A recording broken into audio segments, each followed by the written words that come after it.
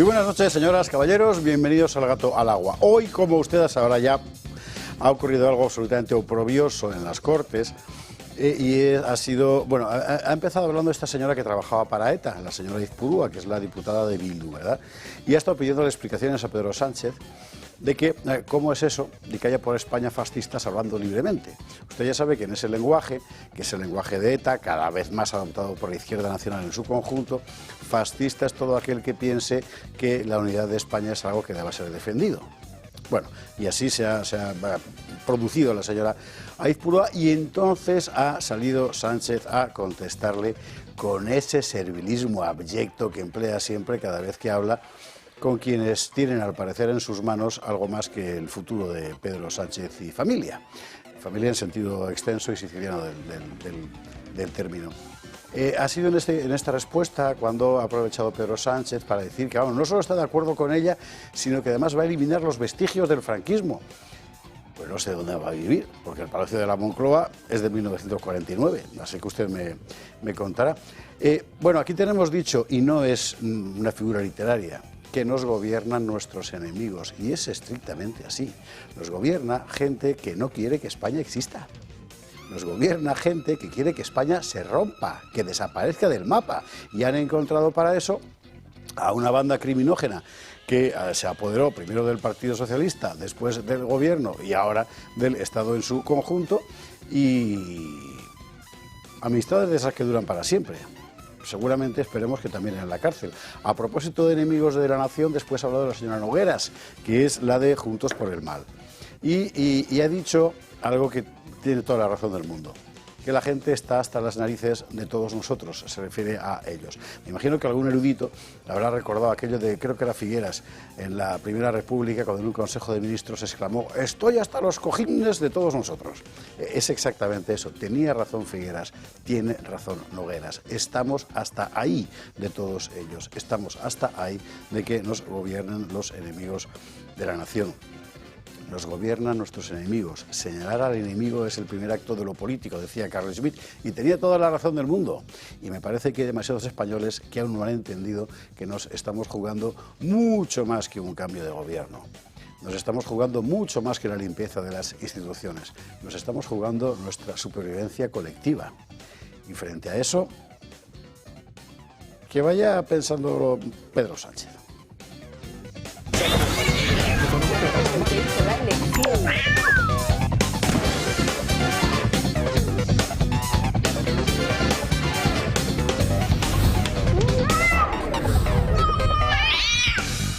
En fin, 21:48, 20:48 en las Islas Canarias, y dentro de todo lo que ha pasado hoy, pues hay muchísimo de lo que hablar, y por cierto, muchas cosas de las que nadie quiere que se hable, pero que nosotros le vamos a contar. Titulares. Bueno, que Sánchez vuelve a sacar a Franco y lo hace de la mano de la ETA. Bien, ahora sí que está cada cosa en su sitio. No otra apuesta es la del gobierno con el perpetuo recurso a Franco. De lo que se trata es de condenar a media España, que era mucho más que media, por cierto, y que quería que España siguiera existiendo. Este es en realidad el gran debate. Y luego otra gente que piensa que no, por llamar piensa a eso, ¿no? Y que lo que quieren es rompernos y que desaparezcamos, como María Jesús Montero, por ejemplo, a la que después escucharemos, ¿no? Bueno, ellos lo han planteado así, no hemos sido nosotros, ¿qué hacemos? ¿Se acuerda usted de aquello de Gil Robles, de media España no se resigna a morir? Bueno, pues ahí. Como usted sabe, lo contábamos ayer, dos fiscales, Estampa y Grinda, han denunciado los intentos de soborno por parte del PSOE, o si quiere usted ponerse purista, por parte de Leire Díez en nombre del PSOE. Bueno, esto es gordísimo, pero más gordo todavía es que la propia Fiscalía archivó las denuncias. La Fiscalía General archivó las denuncias de los fiscales, diciendo en un caso que, bueno, era una conversación amigable, que hay que tener cuajo, y en la segunda que, bueno, es que llamaron al denunciante y no cogía el teléfono. Es de vergüenza. La Fiscalía General del Estado. La Fiscalía General del Estado. ¿Esto no es prevaricación? En fin.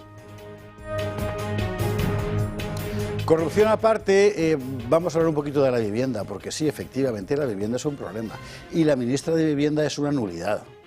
enteramente, había salido todo el gobierno a defenderla, a doña Isabel Rodríguez, en fin, pues bueno, yo no la conozco de nada y mire, con todo el cariño personal que merezca cualquier semoviente, ¿verdad? Pero es una nulidad, y todos son una nulidad, porque no es un problema que quieran atajar, han hecho un teléfono, han hecho un teléfono para que te empoderes, manda, eso. O sea, que tú llamas al ministerio y dices que tengo un problema de vivienda y ya estoy empoderado. Y estás empoderadísimo, pero sigues sin vivienda. En fin. Bueno, algo que nadie quiere que se cuente, lo vamos a contar. Lo ha sacado Rubén Pulido en Gaceta y vamos a emitir, son 3 minutos y pico, pero ¿qué 3 minutos? El reportaje de la ruta de la trata humana, desde el Sahel hasta que llegan a Canarias. Y es una auténtica vergüenza, porque si hacía falta una demostración física, empírica, material, objetiva, en fin, de que esto se hace con el concurso de las autoridades, pues aquí está. Es que es evidente, es que esto no podría ser si no fuera porque hay al menos un gobierno, desde luego el nuestro, implicado en el asunto. Lo contaremos. Y luego, ya que esto no se lo va a contar tampoco a nadie, se lo contamos nosotros, el avance del soberanismo. ¿Cómo será que hasta La Vanguardia de Godó le saca una página de elogio a Meloni? Una de dos, o quiere hacer negocios en Italia, porque esta gente siempre es así, o se han quedado del caballo, o están viendo a lo mejor otro caballo llegar, y en Japón la señora, ¿cómo es? Takaichi, creo que se llama, me perdonará usted, pero el Nippon nunca ha sido muy fuerte, que ya ha montado un ministerio de deportaciones. Claro.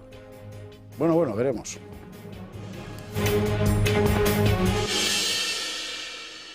Un ministerio de deportaciones. Vamos a ver todas estas cosas y alguna más con nuestros contertulios de esta noche. Don Josué Cárdenas, ¿cómo estás? Muy bien, de verdad, muy contento. Siempre digo que estoy muy bien porque mis amigos se alegran y mis enemigos pues les fastidia.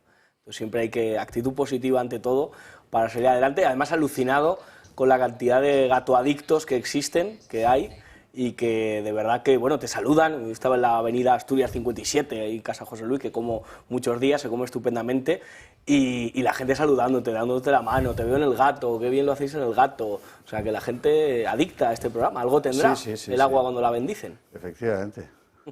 Es verdad. Sí, muy contento. Por cierto, has dicho eso del agua bendita, me acuerdo de Antonio Pelayo, el follón, que no sé si es de Infovaticana. Bueno, está en el Telegram de Julio. Bueno. Yo de verdad no doy crédito. El Telegram de Ariza, no diré ni una palabra más. Mire usted ahí. José Cárdenas, bienvenido. Buenas noches. Don Carlos Pollán, ¿cómo estás? Hola, buenas noches. Pues bien. Atentos que tenemos presupuestos con freno y marcha atrás o de Castilla y León, que es un culebrón descomunal. A ver, primera noticia que leíamos, creo que fue ayer. Esta. Las Cortes de Castilla y León... no, es la otra, perdonadme. Me habéis chafado la progresión. Es la otra. La que veíamos ayer era esta. Las Cortes de Castilla y León frenan los presupuestos por presentarlos después de plazo y sin aprobar el límite de gasto. Cosa que, si usted recuerda, es lo que nos contó aquí la semana pasada Carlos Pollán. Bien, esto era ayer. Hoy, hará, no sé, 6, 7 horas, yo qué sé, la noticia era esta otra. Las Cortes de Castilla y León aprueban el techo de gasto y lanzan el debate presupuestario. Bueno, vaya lío tú. Carlos. Sí, ese es el orden de los hechos y bueno, pues lo que hemos vivido la semana pasada y esta en las Cortes de Castilla y León. Algo inédito, algo que no se había visto en esas Cortes, y yo creo que en el parlamentarismo español, que la mesa de las Cortes tenga que rechazar la presentación de una ley de presupuestos por parte del gobierno autonómico. Es difícil infringir más preceptos legales en un solo acto. Pero vamos a ver, yo quiero me entero. Ahora mismo, ¿cómo está la cosa? ¿Va a haber presupuestos o no? Sí, ayer tuvimos una mesa de las Cortes para calificar el escrito, la ley de presupuestos presentada por el gobierno autonómico, y a la vista del informe jurídico demoledor de la letrada mayor, pues evidentemente la mesa, con los votos de los miembros del Partido Socialista y de Vox y los votos en contra del Partido Popular, rechazó la presentación de esa ley de presupuestos por una serie de cuestiones clarísimas. Primero, no haberse aprobado el techo de gasto previo, Y segundo, haber presentado la sección 20 que le corresponde a las Cortes sin que la mesa de las Cortes hubiera aprobado esa sección. Entonces, bueno, pues la Junta de Castilla y León ha infringido Constitución española, Estatuto de Autonomía, Ley de Hacienda y del Sector Público, su propia orden de elaboración de presupuestos que dice que las consejerías, los entes y los órganos autónomos tendrán que elaborar sus presupuestos siempre y cuando se haya aprobado el techo de gasto que tenía que haber estado aprobado el 31 de julio, no estaba hecho, lo presentó la Junta de Castilla y León el 10 de julio, lo hemos debatido hoy en el Pleno de las Cortes de Castilla y León, hoy ha salido adelante con los votos del Partido Popular y la abstención del Partido Socialista, para que luego digan que la pinza de Vox y el PSOE no sé qué más. Y hoy ha salido adelante el techo de gasto y, pues ahora posteriormente la Junta de Castilla y León tendrá que presentar otro proyecto de ley de presupuestos una vez que se haya aprobado el techo de gasto. Cuando el norte de Castilla y el sur de Portugal dice lanza el debate presupuestario, en realidad lo que está diciendo es quiero que empiece el debate presupuestario. Ha sido un acto propagandístico más, entiendo, porque el año pasado pasó lo contrario. Presentaron a bombo y platillo ese presupuesto, ese anteproyecto de presupuestos, pensando que el Pleno de las Cortes no iba a aprobar el techo de gasto. Se aprobó el techo de gasto y ese proyecto nunca llegó a registrarse en las Cortes de Castilla y León. Este año han ido al revés, pero evidentemente lo han hecho mal. Ha sido un ataque, me he visto atropellado por el Poder Ejecutivo queriendo... Tú como legislativo. Queriendo dominar Cortes. el legislativo. Creo que es una muestra más de lo que ocurre cuando durante 38 años un partido político gobierna una comunidad, preside un Parlamento autonómico y confunde partido con instituciones. Entonces, bueno, la verdad es que ha sido un hecho bochornoso, ha sido en todos los medios de comunicación y en toda España, bueno, pues hemos sido portada por esta cuestión y la verdad es que, bueno, pues esperemos que ahora el debate del proyecto del presupuesto, pues veremos si el Partido Popular de verdad quiere negociar con el resto de partidos políticos un presupuesto en el que, evidentemente, como todo lo que está ocurriendo hasta ahora, está en minoría y pues parece que gobernar en minoría no tiene asimilado todavía lo que en particular Mañueco, sí, es llamativo. En fin. Bueno, Carlos, bienvenido. Buenas noches.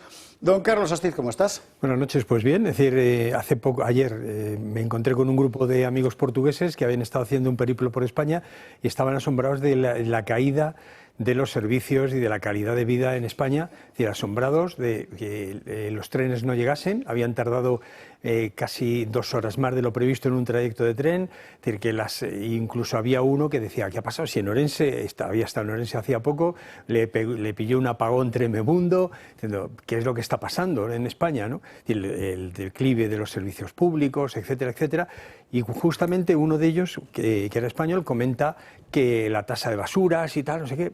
Y otro contesta, pero vamos a ver, en lugar de pedir que se escriba a los alcaldes, que son los que están aceptando esa imposición gubernamental, es decir, ¿cuándo van a empezar a quemar contenedores? Dice, porque eso es lo que hacíais los españoles, ¿no? Dice, sí, bueno, debía ser en otros tiempos, pero ahora parece que tenemos un pueblo extremadamente sumiso. Desgraciadamente.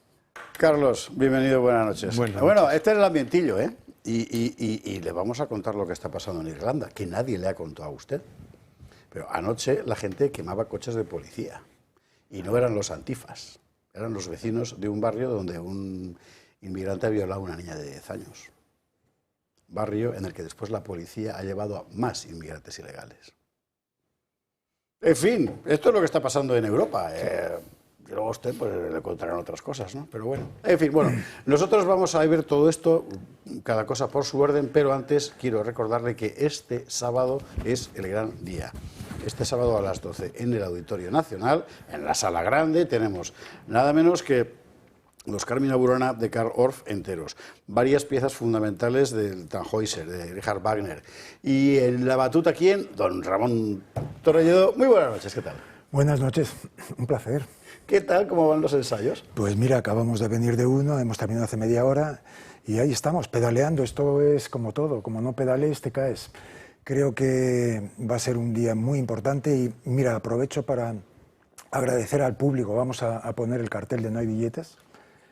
en el Auditorio Pon no hay Nacional. entradas, porque con lo que pasa ahora mismo en la política nacional, si pones no hay billetes, la gente igual lo malinterpreta. Tiene razón. Pues no hay entradas, lo dejamos ahí. Quedan algunas poquitas y el que quiera lo puede igual conseguir, pero muy Así, poco, 50, 40, Joder, qué bueno, 30 pues entradas. eso es una Muy gran poquitas. noticia. Y además, fíjate, el Corte Inglés ha pasado el report, el balance, el resumen de ventas, y estaba Alejandro Sanz y nuestro concierto el segundo. Y ha ¡Ay, sido qué bueno! el concierto más vendido de música clásica ha sido Qué gran cosa, más enhorabuena. demandado. Y eso, O sea, que muy y eso contentos. sin escucharlo. O Esto sea es. que hay que ir. Vamos a recordar lo fundamental. Son dos piezas básicas del repertorio clásico europeo. En fin, pero no hay aficionado que no las haya escuchado, tarareado incluso alguno, ¿verdad? Aquí tuvimos a la soprano que va a intervenir en los de Carmina Burana, Estíbaliz Martín. Mañana ensayamos. Nos ha fallado el barítono, que no cree usted que no voy a dejar de decirlo, porque tenía yo un par de piezas para decirme tarareara, pero en fin, ¿qué se le va a hacer? Pero El Intaverna, el Intaverna. Intaverna cuando somos, Sí, sí. efectivamente. Bueno, pero en todo caso sí que quiero subrayar que son piezas extraordinarias. De una enorme belleza todas ellas. Totalmente. Son piezas magistrales, monumentales e inmortales. Y ojalá mucha música que estamos escuchando hoy en día dure en 200 años, 100 y pico años. Aunque si bien es verdad que nosotros somos quizás una anécdota en esta creación, esta tarde estaba viendo un reportaje en televisión y hablaban del primer personaje parecido a nosotros que apareció hace 1,5 millones de años y desapareció. O sea que vamos a ver a nosotros lo que nos toca. Y cuando estamos entre estas piezas nos da la respuesta a que la gran música es para minorías. Esto es una absoluta falacia interesada. Joder, mira que bien me viene eso. Tiene usted que leer el artículo de Miguel Ángel Quintana Paz, que no te quiten la alta cultura hoy en The Objective. Porque es que es precisamente eso. Y termina diciendo que en realidad el poder conspira para quitarla. Y que al final va a ser el pueblo el que recupere la alta cultura. Por ejemplo, yendo a estos conciertos. Exactamente. Es que la gente vive, o vivimos, unos más que otros, en una rutina, y es la rutina de la fealdad.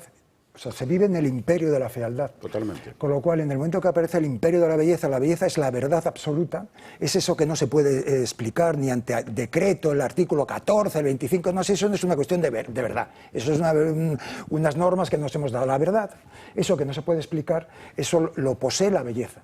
Y la belleza, cuando es bello, todo el mundo, tú vas a un bar que está todo el mundo escuchando en ese bar, una radio, pongamos por ejemplo, y están con las noticias del fútbol, el IBEX, el tiempo, o sea, todo es ruido, y la gente está acostumbrada al ruido, y en el momento ¡pum!, aflora unas melodías realmente armoniosas, como puede ser, y lo digo por experiencia, el coro de peregrinos de Tannhäuser, y se produce un silencio sepulcral. No te preocupes, que ya habrá alguien que ante el estupor se levante e intente cambiar el radial de la radio para volver otra vez a la rutina, para que ese estupor, porque no saben vivir en belleza. Está bien eso. Más o menos. No, pero se ve que hay mucha gente que sí que sabe vivir, si no, no estaría tan agotadas las entradas para este espectáculo. Vamos a recordar que tienes un montón de gente.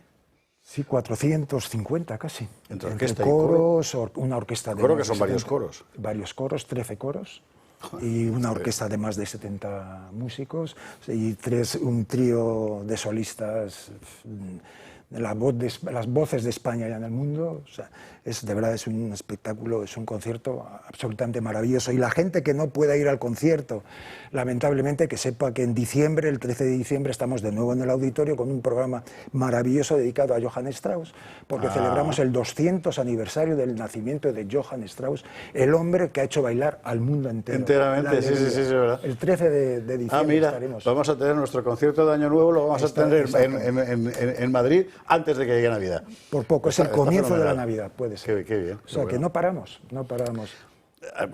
Mira a ver si todavía queda algo. Usted con el QR puede entrar y ver si puede asistir al asunto, y si no, pues siempre podrá hacer como antaño, ¿no? De que es la gente que se queda en los pasillos a escuchar. Igual aparece gente vendiendo de segunda mano. Eso ocurre con cierta frecuencia, sí, mira. ahora no sé, yo no he seguido ese camino, pero antes sí, claro, en cualquier situación, hasta en una discoteca había gente que salía por la calle y venía. Sobre todo en la discoteca, no te quepa duda. Claro, pues la cita es esta, y va a ser para disfrutarla enteramente, con unas voces extraordinarias. Estíbaliz dejó aquí claro el otro día cuando estuvo hasta qué punto es una voz extraordinaria, y piezas que todo el mundo reconoce y que todo el mundo ama. Es que es lo que dice Ramón, es verdad, es el tipo de música que cuando aparece su efecto inmediato es que la boca se te queda abierta y ya está. Es así. A partir de ella todo lo demás son palabras vacuas, inexplicables, pero ocurre. Ramón, que salga todo muy bien este sábado. Muchísimas gracias. De todo corazón. Muchísimas gracias.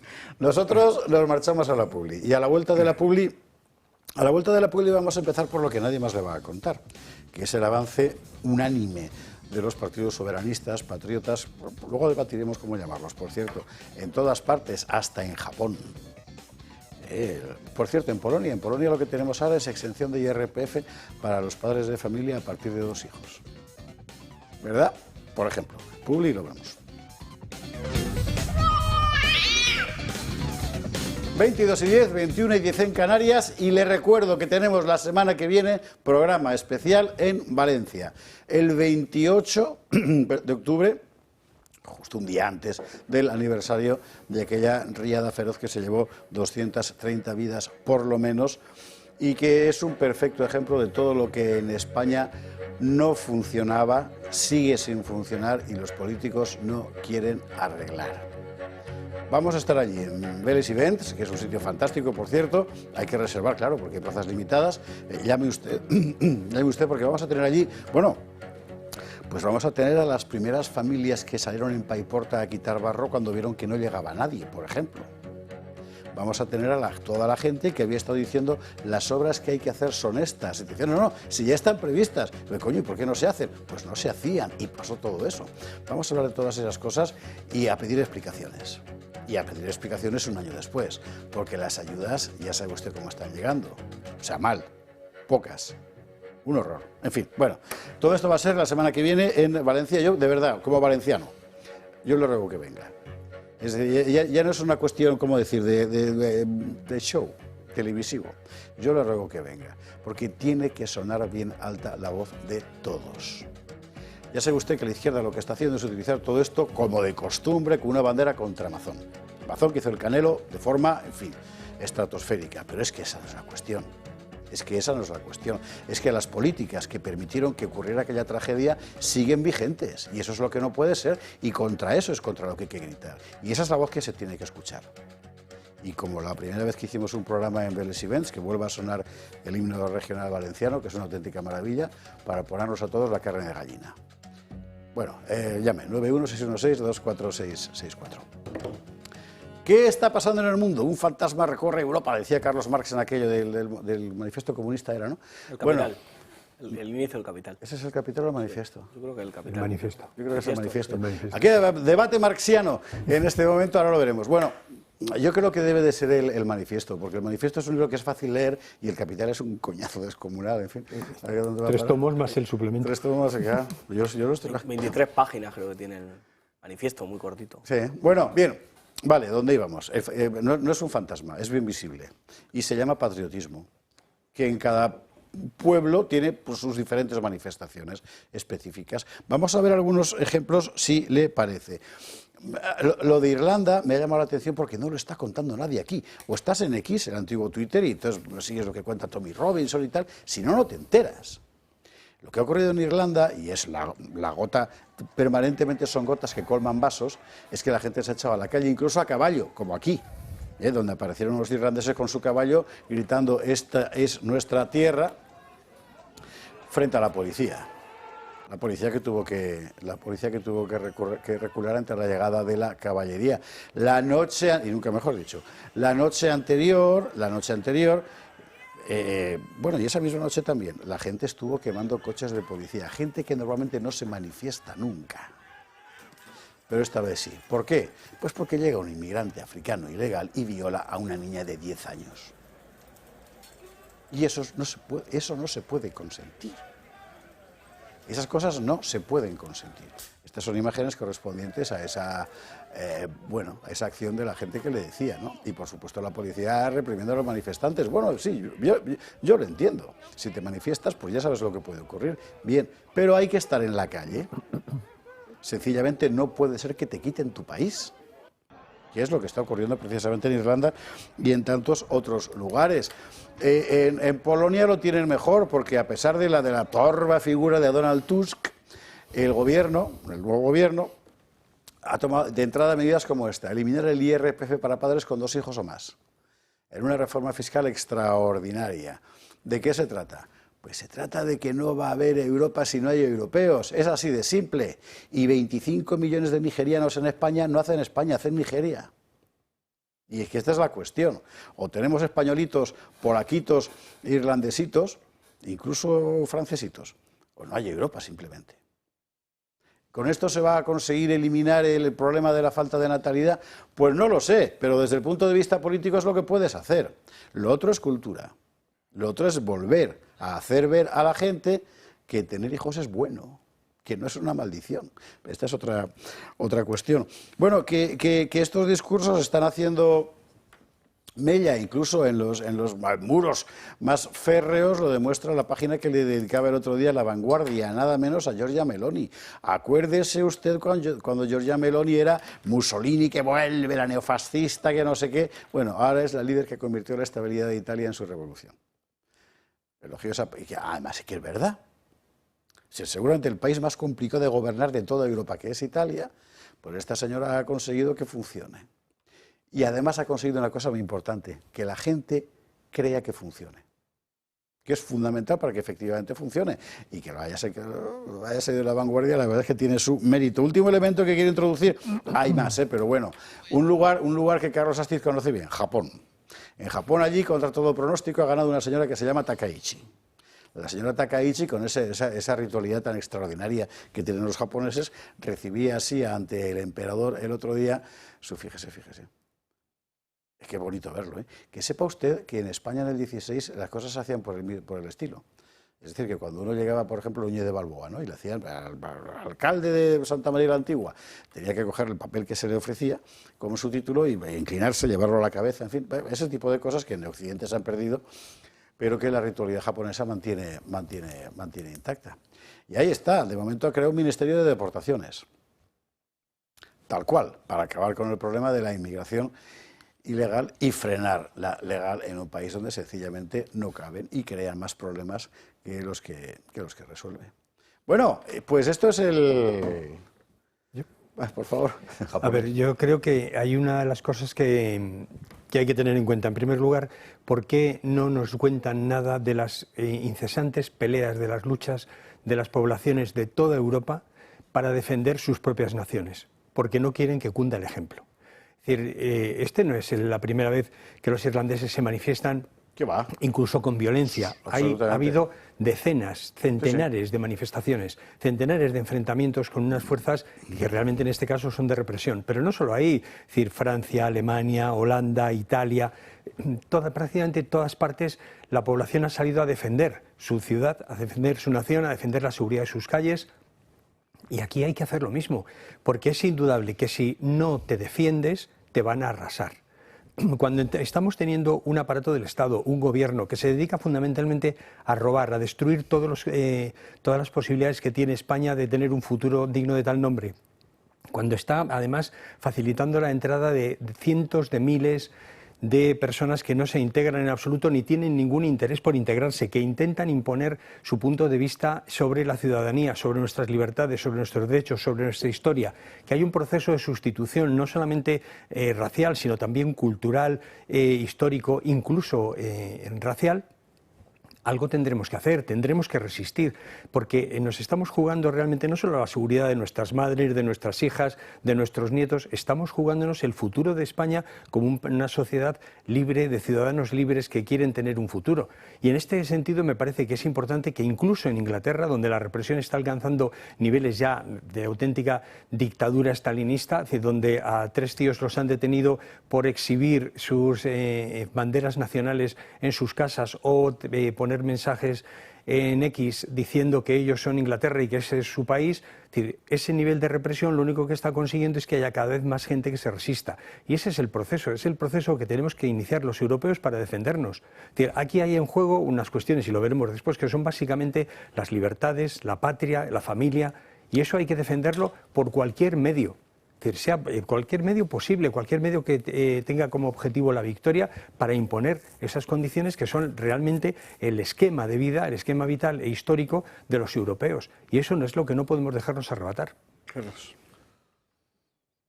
La Vanguardia le da esa página a Meloni, pero le pone una foto un poco de aquella manera, ¿no? Un poco de esta señora. Hay que decir esto porque ya no nos queda otro remedio, que tenemos que decirlo, pero le pone la foto esa con los ojos así, no sé, Creo que hay que hacer un poco de historia, ¿no? De todo lo que ha ocurrido en Occidente, y ahora ya no vemos que solo en Occidente, sino que Japón es un ejemplo más de que esto no es un movimiento que se limita a Occidente. Pero tenemos que recordar que el mundo, desde que es mundo, el gran invento que ha existido para garantizar la diversidad, para garantizar la buena vecindad entre los países, han sido las fronteras. Eso ha sido clave en toda Europa y en Occidente. ¿Qué ha ocurrido de unos años para acá?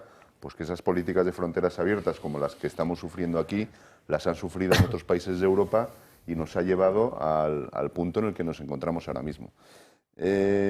Está claro que hay una tendencia soberanista en toda Europa, que esa tendencia soberanista en España la encabeza Vox, que probablemente sea donde aún estamos más a tiempo de que no lleguemos a la situación que han llegado ya en otros países de Europa, y que la está encabezando Vox, y también la está encabezando, aunque aquí todavía no ha llegado al nivel que está llegando en toda Europa, pero es una de las cabezas visibles de esos partidos patrióticos y soberanistas. Paréntesis interesante, interesante, porque a mí me parece interesante, a lo mejor a Carlos no le parece interesante que le interrumpa, pero bueno, recuerda que aquí quienes empezaron a levantar la bandera soberanista fueron los separatismos regionales, en particular en Cataluña y en el País Vasco. El resultado objetivo de la usurpación de la soberanía nacional por esa gente, lo que ha producido ahora mismo, tanto en Cataluña como en el País Vasco, son sociedades crecientemente islamizadas, que han perdido por completo el sentido de la convivencia y que literalmente no tienen futuro. Es interesante. Sí, pero ellos llevaban añadido su idea de romper España. Entonces creo que la mezcla de esas dos cosas ha llevado al punto donde han llegado ellos. Se está avanzando, lógicamente se está avanzando. No es un triunfo como nos van a vender o nos van a decir los partidos progresistas o los partidos que defienden las políticas de fronteras abiertas, que es una conspiración y demás. No, es el trabajo y la perseverancia de muchos años de partidos como es Vox ahora en España, y que llevan diciendo mucho tiempo lo mismo y que se han visto ya desbordados determinados países por esta situación. Pero desde luego hay que estar alertas, porque seguro que los ataques se van a recrudecer, que los países donde esas políticas soberanistas están avanzando van a verse atacados por los poderes establecidos que han permitido esas fronteras abiertas, y que, como veremos después en el tema de la inmigración o en otros temas, hay muchas cuestiones detrás y mucho negocio detrás de todas esas políticas de fronteras abiertas. Y poderosísimos intereses, en efecto. Sí, absolutamente. Bueno, la ceremonia de investidura de Japón me ha recordado a cómo los diputados de Bildu prometen aquí la Constitución por imperativo legal y ese tipo de cosas. La verdad que nos parecemos bastante en ese tipo de ceremonias. Luego también ver a la gente a caballo, aquella película de Fernando Fernán Gómez, de Edgar Neville, El último caballo, me recuerda a ese. Ojalá en Madrid recuperáramos la costumbre de ir a caballo en las protestas, y a lo mejor la policía de Marlaska se cortaba un poco de pegar mamporros a cierta gente, o a lo mejor sí, provocaban fracturas en los tobillos de los caballos.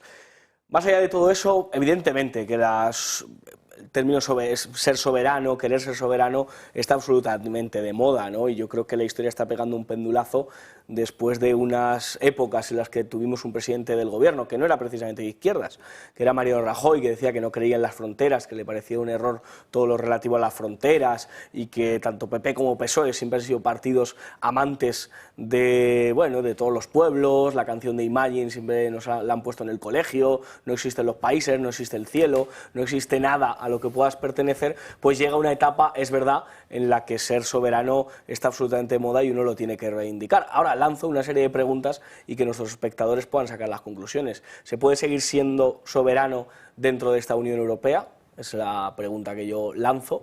¿O dentro de la Unión Europea tal y como está estructurada? ¿Se puede seguir siendo soberano con una OTAN que te puede llegar a obligar a participar en un conflicto o no hacerlo? ¿Se puede seguir siendo soberanista si tus leyes económicas están regidas por una serie de postulados o por una serie de mercados o incluso de empresas, ¿no? Teniendo a BlackRock haciendo de las suyas aquí en España? Esa es mi verdaderamente pregunta, si se puede ser verdaderamente soberano con todos esos organismos supraestatales que son al final los que te mandan a hacer una serie de postulados, legislar de una determinada manera y hacer las aberraciones que se han estado haciendo hasta ahora. Me alegro de que me guste esta pregunta, porque aunque se les hace a Carlos Pollán y Carlos Astiz en realidad, pero yo es que me doy por aludido con una facilidad, Sí. pero son justamente esas cosas las que hacen necesario que sea soberano, claro, porque ahora mismo la presión es brutal por todas partes. Y es que uno se da cuenta que me lo han quitado todo. Que la Unión Europea en su inicio era de naciones soberanas, unidas para unos determinados fines que ahora mismo están pervertidos absolutamente. Y creo que además uno de los grandes peligros que este movimiento soberanista, patriota o como queramos llamarlo, tiene es la posibilidad de que nos encontremos con pactos que podíamos considerar antinatura, que yo ya no los considero tan antinatura, pero uno de ellos es el pacto del PP y el PSOE en Europa. Es muy revelador precisamente ese tipo es decir, de pactos. Eso demuestra que el poder real... Exactamente. ¿Quién tiene el poder real sobre los países ahora mismo en la Unión Europea? Pues no son los países, que es como se concibió inicialmente la Unión Europea en su momento. Y ahora nos encontramos con pactos que, por mucho que se lo cuentes aquí a la gente, de que todas las cosas que se deciden en Europa vienen pactadas por el Partido Popular y el Partido Socialista, que son los que gobiernan en Europa, junto con los verdes... ¿Le cuesta entenderlo? No se lo creen. Porque tienes que decirle Pero es que es la realidad. Deja de mirar ese dibujo, que el dibujo de ahora es este. El de los globalitarios que dice Carlos Astiz. Claro. Y todos ellos están peleando porque los partidos patriotas, los partidos que quieren la soberanía de sus países, por encima de esas élites globales, pues ellos están en contra. Y no se esconden de hacerlo en Europa, aunque sí lo esconden aquí en España, dentro de sus discursos en los parlamentos autonómicos, en el Parlamento de España, pero desde luego que es uno de los grandes problemas en los que se van a enfrentar con esos pactos. Carlos. Yo creo que además una de las cosas que es evidente, y además la gente lo empieza a percibir así con claridad, es que efectivamente la situación ha cambiado. Los países como España o como cualquier otro país europeo que supuestamente eran independientes están subsumidos bajo unas políticas dictadas desde la Unión Europea que realmente los ciudadanos no han elegido nunca, con dirigentes que son los que realmente cortan el bacalao que no ha elegido nadie. Es decir, por el acuerdo entre fundamentalmente socialistas y populares, para imponer unas agendas, la Agenda 2030 famosa, que lo único que nos lleva es al empobrecimiento de la población, a la ruptura de las sociedades, a la fragmentación de las democracias y al final la pérdida de ese sentido de libertad, de democracia, de Estado en el que la población tiene algo que decir sobre su futuro, para convertirnos en una amalgama, en un magma informe de gente que se reconoce en absoluto, que no tiene los mismos referentes históricos, culturales, que ni siquiera tiene como objetivo el defender los derechos y libertades de una sociedad a la que llegan. Es decir, estamos viendo como en Inglaterra, por ejemplo, es decir, el intento de imponer la Sharia, de imponer las leyes más restrictivas del Islam, se está convirtiendo realmente en un motivo político de primer orden. Y eso está desatando también toda una serie de protestas, una serie de reacciones que empezamos a ver en todos los países de Europa. Es decir, sería impensable hace 10 años que hubiera un movimiento tan enorme, tan grande, de victoria tras victoria de los partidos soberanistas, que lo que reclaman fundamentalmente es la vuelta a los derechos y libertades de los ciudadanos en unas democracias, el respeto a la soberanía de esos países y la decisión de sus propias poblaciones sobre su futuro y su presente, es decir, para ser convertidos en un magma informe, sin referentes culturales, sin referentes políticos, históricos o sociales, y abandonando todo eso en aras de una sociedad de mezclas en las que realmente no hay más que un objetivo, que es el empobrecimiento generalizado y el control por parte el control tiránico por parte de esas élites, que son las que están intentando mandarnos desde Bruselas y desde otros sitios como la ONU. A pesar de eso, a pesar de todo ese poder, la realidad es que incluso el control de políticos, el control de medios, es decir, lo que está ocasionando es una reacción cada vez mayor, una rebeldía por parte de esas poblaciones que no quieren ser sojuzgadas frente a esas élites, ¿no? El asunto de la inmigración es sin duda clave en todas las naciones desarrolladas. Y aquí es donde cada vez más gente ha podido ver cómo pasábamos del, bueno, es que hay que acogerlos porque vienen huyendo del hambre y la guerra, pero si allí no hay hambre y no hay guerra. Bueno, es que allí no se puede ganar la vida. Dice, ¿y por qué no damos el dinero allí para que se la puedan ganar? Dice, no, es que el cambio climático. Todo el mundo ve ya lo que hay. Lo que hay es una red de tráfico humano. No tiene otro nombre. Red de tráfico humano en el que mucha gente gana dinero, muchísimo dinero. Y bueno, hay que seguir la trayectoria, que es lo que ha hecho Rubén Pulido en una pieza extraordinaria que publica Gaceta y que esta noche vamos a ver con autorización expresa del autor, porque el trabajo que está haciendo Rubén es descomunal y hay que encomiárselo siempre, y porque usted tiene que saberlo. Ya le digo que si no lo guarda ahora, en Gaceta lo puede ver perfectamente. Pero es que hay que ver cómo empieza toda esta historia. Con una pobre gente captada, pagando auténticas fortunas proporcionalmente para entrar en un viaje en el que por el camino todos van cobrando y en recepción también. Esta es la historia. ¿Estamos ante una trama de trata institucionalizada? Hoy os traigo una crónica que tiene su comienzo en los desiertos del Sahel, donde ajenos a controles, decenas de convoys organizados por redes criminales cruzan sin oposición numerosos pasos fronterizos en busca del litoral de Senegal, Mauritania o el Sáhara. Una crónica en la que estos convoys acaban cercanos a puertos en los que cayucos utilizados comúnmente para la pesca pasan a ser el mayor útil para estas redes criminales. Embarcaciones cargadas deliberadamente con inmigrantes ilegales de innumerables nacionalidades y en las que patrones son perfectamente aleccionados para dirigirse hacia un punto concreto, las Islas Canarias. No navegan ajenos a ser vistos, lo son. Son avistados en muchas ocasiones por las propias autoridades en origen, que con gran frecuencia hacen la vista gorda ante la carencia de logística adecuada o ante la abundancia de sobornos que le invitan a mirar hacia otro lado. También nuestras autoridades los ven desde el aire, pero no hacen nada por evitar que sigan su camino. Tras ser avistados, operativos de salvamento marítimo recorren cientos de millas náuticas, llegando a situar los buques de esta entidad pública dependiente del gobierno de España a escasas millas náuticas de los puertos de salida. Tras ser interceptados por el personal de salvamento, son desembarcados en puertos del archipiélago canario, tanto de día como de noche. No importa si existe o no luz solar.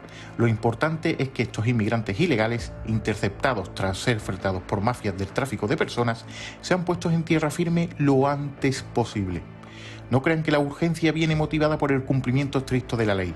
Es algo más oscuro. Se trata de los resortes de un sistema en el que, con la implicación de numerosas organizaciones humanitarias nutridas con fondos públicos de toda índole, un gobierno comienza a actuar como los propios traficantes en origen. Son desembarcados, trasladados entre islas y dirigidos hacia aeropuertos canarios para con posterioridad ser embarcados en vuelos concertados por el propio gobierno con algunas aerolíneas españolas para el desplazamiento de estos inmigrantes que han accedido ilegalmente a nuestro país por todo el territorio nacional. La mayor parte son desplazados hacia el aeropuerto de la capital, Madrid-Barajas. Allí las mismas organizaciones humanitarias que le abren las puertas en el archipiélago se encargan de recogerles. Pero cuidado, porque si filmas esta secuencia puede ser increpado por los líderes de estas ONGs. Todo culmina con lo más flagrante. Redes criminales e incluso filas islamistas pueden celebrarlo. Sus clientes serán trasladados en autobuses privados hacia centros de acogida y hoteles de 4 estrellas, donde gozarán de total impunidad y desde donde se les concederá la permanencia indefinida en un país que ha decidido no respetar sus fronteras. Un país que ha decidido ser cómplice del tráfico de personas a través de una trama de trata institucionalizada. Esto es lo que hay. Esto es lo que hay y todo lo demás es mentira. Todo el discurso oficial es mentira. Todo. incluido lo que dice Aznar, por cierto, de que vienen a hacer el trabajo que no va a hacer nadie más. No es verdad ya. Eso a lo mejor podía valer en su época, por cierto ya remota, hay que decir, pero no. Todos conocemos montones de estudios económicos que empezaron en Dinamarca, por cierto, y todos los demás lo han ido contando. Y dicen, no es verdad, no generan riqueza alguna. Ya no. Todos hemos vivido épocas, bueno, Josué no porque es muy pequeño, pero los que somos viejos, épocas en las que la gente aquí llegaba de fuera y tenía trabajo de inmediato, y los hemos visto. En fin, Almería, por ejemplo, yo qué sé, pero sabemos que ya no. Sacaba Gaceta, creo que era hoy mismo, que en Austria el 70% de los somalíes viven de las ayudas sociales. O sea, ¿qué riqueza están? No es verdad. Claro. Bueno, pues hay que contarlo, nos llamarán de todo, como por cierto a los cámaras de Rubén que se la juegan. Y que mucho valor le echan para sacar todas estas imágenes, que es gente que tiene allí, que le mandan estas imágenes para que las podamos ver y para que conozcamos la realidad de lo que está pasando.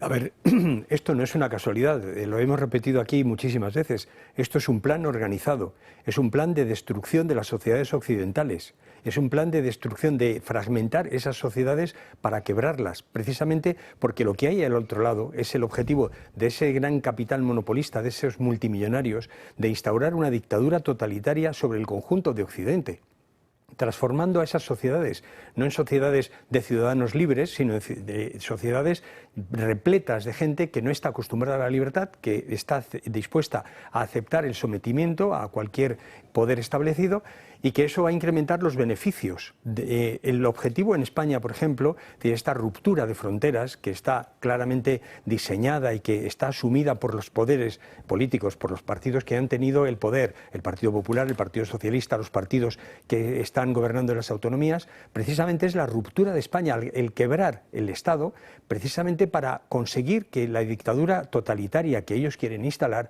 se vea como algo natural, como lo único posible.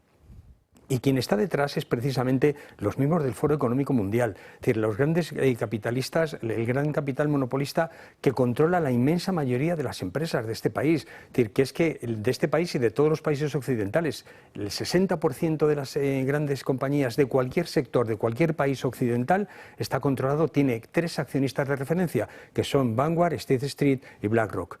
Y además cada uno de ellos es accionista de los otros 2, con lo cual el grado de monopolización es infinitamente mayor al que ya suponía, al que ya estudió Carlos Marx en El Capital precisamente, y como estamos viendo que eso al final lo que nos lleva es a una dictadura en la que se nos quiere decir cómo tenemos que vivir, qué tenemos que vivir y sobre todo quiénes y cuántos tienen que vivir. Porque lo que hay detrás de todo esto, es decir, igual detrás de todas esas políticas, no solamente es la sustitución de los políticos que están defendiendo los intereses de su nación o de su población por unas mafias auténticas que solo responden ante los poderes supranacionales, también esos poderes supranacionales son los que imponen políticas. Lo está imponiendo políticas la ONU, está imponiendo políticas la Comisión Europea, es decir, al margen y en contra de los intereses de la inmensa mayoría de la población europea o mundial. Y eso nos lleva en España y en Europa, por ejemplo, a todo el proceso de sustitución de la identificación de personas, de la identificación del dinero en efectivo, por identidades digitales, cuyo único objetivo, como yo modelo, es la dictadura digital china, en el que realmente estamos a merced de esos grandes poderes que son los que controlan realmente la situación. Y eso es un futuro que se nos está presentando ya como el presente imposible de decir que no, imposible de negar, y la resistencia de los pueblos es decisiva. Esta inmigración es controlable, lo está comprobando Hungría, lo está comprobando Polonia, lo está comprobando Alemania, lo está comprobando Italia o Dinamarca. Nosotros tenemos que hacer lo mismo, tiene que haber una sustitución. La mafia que tenemos en el gobierno, es decir, aparte de robar, lo único que hace es destruir la infraestructura de España, tiene que ser sustituida ya. Es decir, la mafia tiene que ceder ante unas elecciones libres, que sean realmente libres, y desde luego tiene que terminar todos los causantes de estos crímenes, todos los que son cómplices, desde los políticos a los medios de comunicación, ante los jueces y en la cárcel si es posible. Yo creo que ese es el objetivo. Carlos. Sí, creo que en ocasiones se nos olvida la gran labor que está haciendo Rubén Pulido, como hemos podido ver en este vídeo. Una persona que con todo en contra, con los medios de comunicación en contra, y sin apenas medios, pues nos está permitiendo ver la realidad de lo que está ocurriendo, que es lo que estamos viendo en este vídeo. Lo explica muy bien en el vídeo el esquema de lo que está ocurriendo. Esas redes criminales que operan desde el Sahel con sus viajes, esos sátrapas con corruptos que hacen la vista gorda con todo lo que pasa, y luego un gobierno como el español, que en colaboración con esas ONGs y cómplice de los traficantes, pues están jugando y traficando con personas.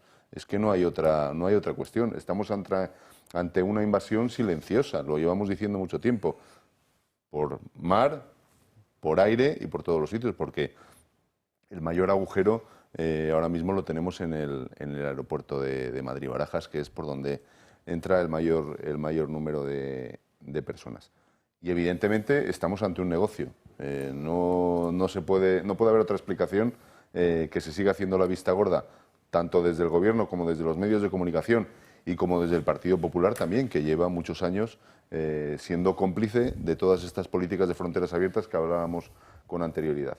Lo que ocurre es que ahora mismo ya sí que tenemos que tener cuidado, y esta gente que se piensa que está fuera de los ámbitos de actuación de toda esta gente y esta red de trata de personas, porque esta gente llegará pues a sus grandes urbanizaciones donde viven tranquilamente, sí, acabarán llegando también.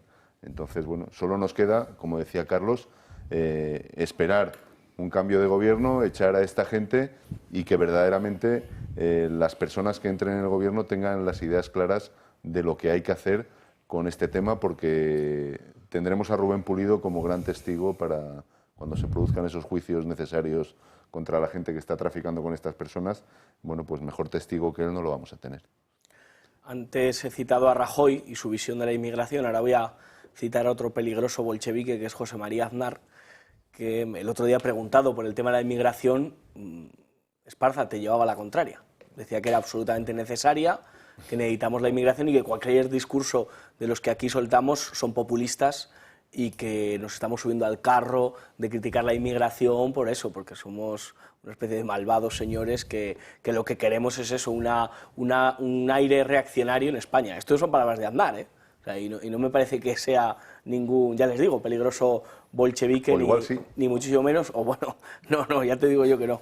El caso es que este discurso ha sido defendido pues desde finales de los años 90, sin desdeñar, porque es un pedazo de trabajo el que ha hecho, además es amigo Rubén Pulido, pero evidentemente el problema lo tenemos en el aeropuerto. O sea, es ahí donde entra la mayoría de la inmigración. Aquí trafican las mafias. Yo no sé cómo alguien con cierto cuajo puede defender con un discurso buenista el hecho de que mafias trafiquen con personas y que eso se ampare políticamente. No lo logro entender, pero es la máxima de muchas personas, dar cobertura a la acción de las mafias en lugar de defender a la gente en los barrios, que ya está, bueno, Silvia Orriol se les queda como alguien moderado al lado de lo que te cuenta la gente en los barrios con el tema de la inmigración. Porque participan de ello. Claro, sí, o sea, he llegado a una conclusión, que es que o vives de la inmigración o estás en contra de ella. O sea, o vives de alguna manera, o bien porque estás muy a gusto, aunque te sirva, y ese argumento de las derechas y la izquierda de que vienen a limpiarnos cierta parte del cuerpo, que vienen a servirnos, y hay gente que vive de eso, o sea, vive de que alguien le limpie cierta zona, vive de tener trabajadores de ese estilo, o si no me explico cómo se puede defender este modelo migratorio que ha hecho irreconocible cualquiera de nuestras ciudades.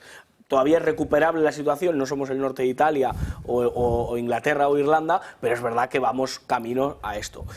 Igual que hay voluntad política, y la ha habido en estos 8 años de gobierno de Sánchez, para que un señor se llama Pepe llegue al registro y se pueda llamar Lolita, o seguir llamándose Pepe, pero que se le ponga la F en el DNI de femenino, creo que tiene que haber voluntad política para parar esto, para detener esto, para detener lo que estamos viendo, lo que está denunciando Rubén Pulido, pero no, de verdad no es ni por una cuestión racial, ni porque creamos en una raza españoa que cualquiera que venga... el país completamente, sencillamente, no tenemos servicios suficientes. Efectivamente, es que no caben más. Está sacando Josué, que es Canario Today, que es otra de las referencias clásicas del mundo de la inmigración, el coste calculado de lo que cuesta uno de los inmigrantes ilegales, son miles alojados en hoteles en España. 1.700 euros al mes. Evidentemente, él no cobra 1.700 euros al mes. El inmigrante, quiero decir. Alguien se lo queda.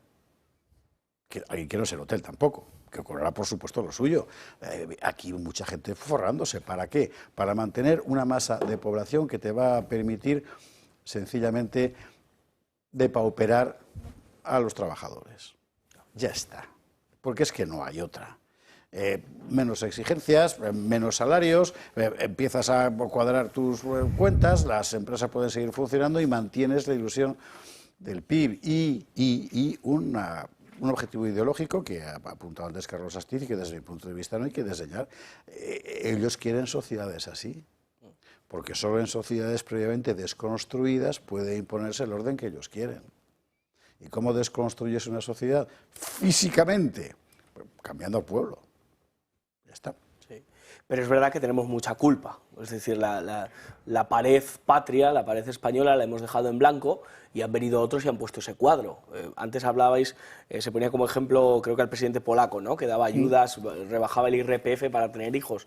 Es que no es una cuestión de IRPF bajo mi punto de vista. No. O sea, aquí la media de hijos de los funcionarios, que digamos son las personas con una capacidad económica más estable, no son los que más hijos tienen. Es una cuestión de mentalidad, es una cuestión de que realmente haya un reseteo moral y que nos demos cuenta que tener hijos es una bendición y no una maldición. Pero es un poco como lo de Orbán. Una forma de empezar es que la gente ya, dentro de su marco mental, entienda que para la gente que te gobierna no es malo que tengas hijos. Y ahí empieza un cambio. El camino que queda es un camino de una generación, por lo menos.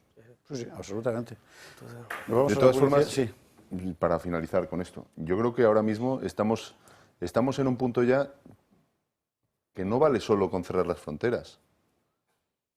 Es que yo creo que ya con lo que tenemos dentro hay que tomar medidas. Hay que vaciar, sí.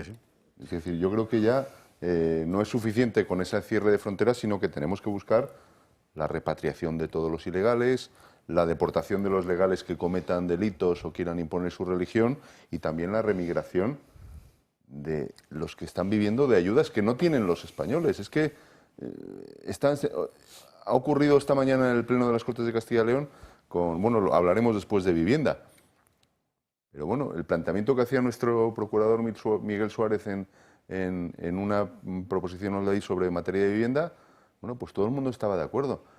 Pero en el momento que decimos que hay que dar prioridad a los españoles, ya todo el mundo se lleva las manos a la cabeza.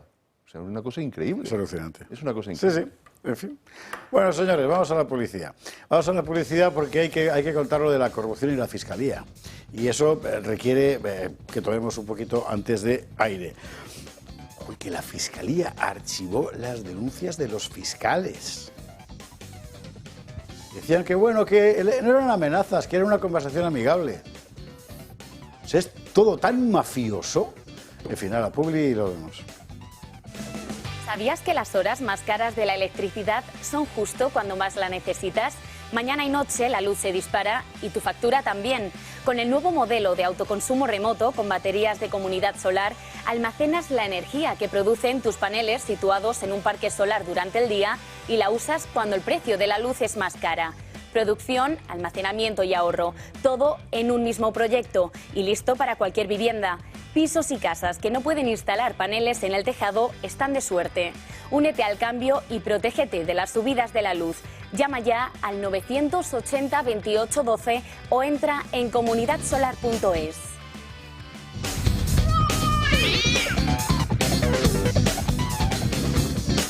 ...22:53, 21:53 en Canarias... ...y vamos a hablar de corrupción... ...o como decían aquellas viejas pintadas... ...de corrupsoe, porque era... En fin. Bueno, vamos a ver, por partes. El Constitucional acaba de decir que no le da amparo a Ábalos. Sabemos que el Constitucional, digamos que no opera de forma independiente, por tanto hay que concluir que el Gobierno, y es lógico, el aparato monclovita, ha decidido quemar a Ábalos y que por combustión espontánea o por otra mano. Bueno, y lo que hay ahora mismo es el asunto de las denuncias de los fiscales, que son extremadamente importantes. ¿Por qué? Porque básicamente lo que cuentan los fiscales Estampa y Grinda, que cada uno tiene lo suyo en sus carreras y tal, pero bueno, ya son fiscales, es que fue a tocarles Leire y compañía para que denunciaran irregularidades del fiscal jefe anticorrupción, que es el señor Luzón, que en toda esta película es el que está trabajando, ciertamente, en la Fiscalía General del Estado, ¿no? Y más cosas, pero vamos a ir por partes porque realmente es una historia truculenta, es la mafia dentro del Estado. Peor, es la mafia superpuesta a los cargos del Estado. Esta es la historia. Dos fiscales, José Grinda e Ignacio Stampa, han denunciado a la supuesta periodista de investigación del PSOE, Leire Díez, por intentar sobornarlos directamente o a través de terceros a cambio de que denunciaran a sus superiores. Esta denuncia se incorpora al caso que sigue un juzgado de Madrid contra la espía del PSOE, complicando aún más el futuro judicial tanto de Leire Díez como del resto de imputados. En el caso de José Grinda, afirmó que en febrero de este año Leire Díez le ofreció un destino en el extranjero y la liberación de una demanda a cambio de que él pidiera el archivo de varias causas y proporcionara información que perjudicara a su superior, el jefe de la Fiscalía Anticorrupción, Alejandro Luzón. Curiosamente, Luzón es quien dirige la causa en el Supremo contra Ábalos, en la que acabó implicado Santos Cerdán. Además, Díez habría indicado que esta petición estaba respaldada por las más altas instituciones o personas del Estado. Ignacio Stampa, el otro fiscal que denuncia a la supuesta periodista por intento de soborno, fue uno de los fiscales del caso Villarejo hasta que fue apartado de la Fiscalía Anticorrupción. Afirma que se reunió con Leire Díez y el empresario Javier Pérez Dolcet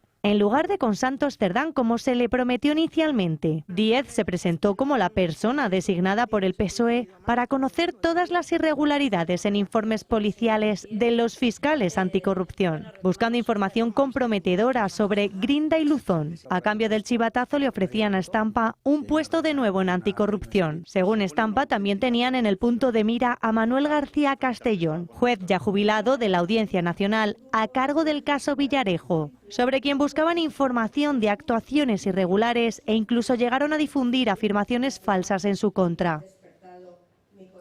¿Y cuándo empezó toda esta movida? Pues ¿se acuerda usted de aquellos días que estuvo encerrado consigo mismo Pedro Sánchez, meditando sobre el amor de Begoña?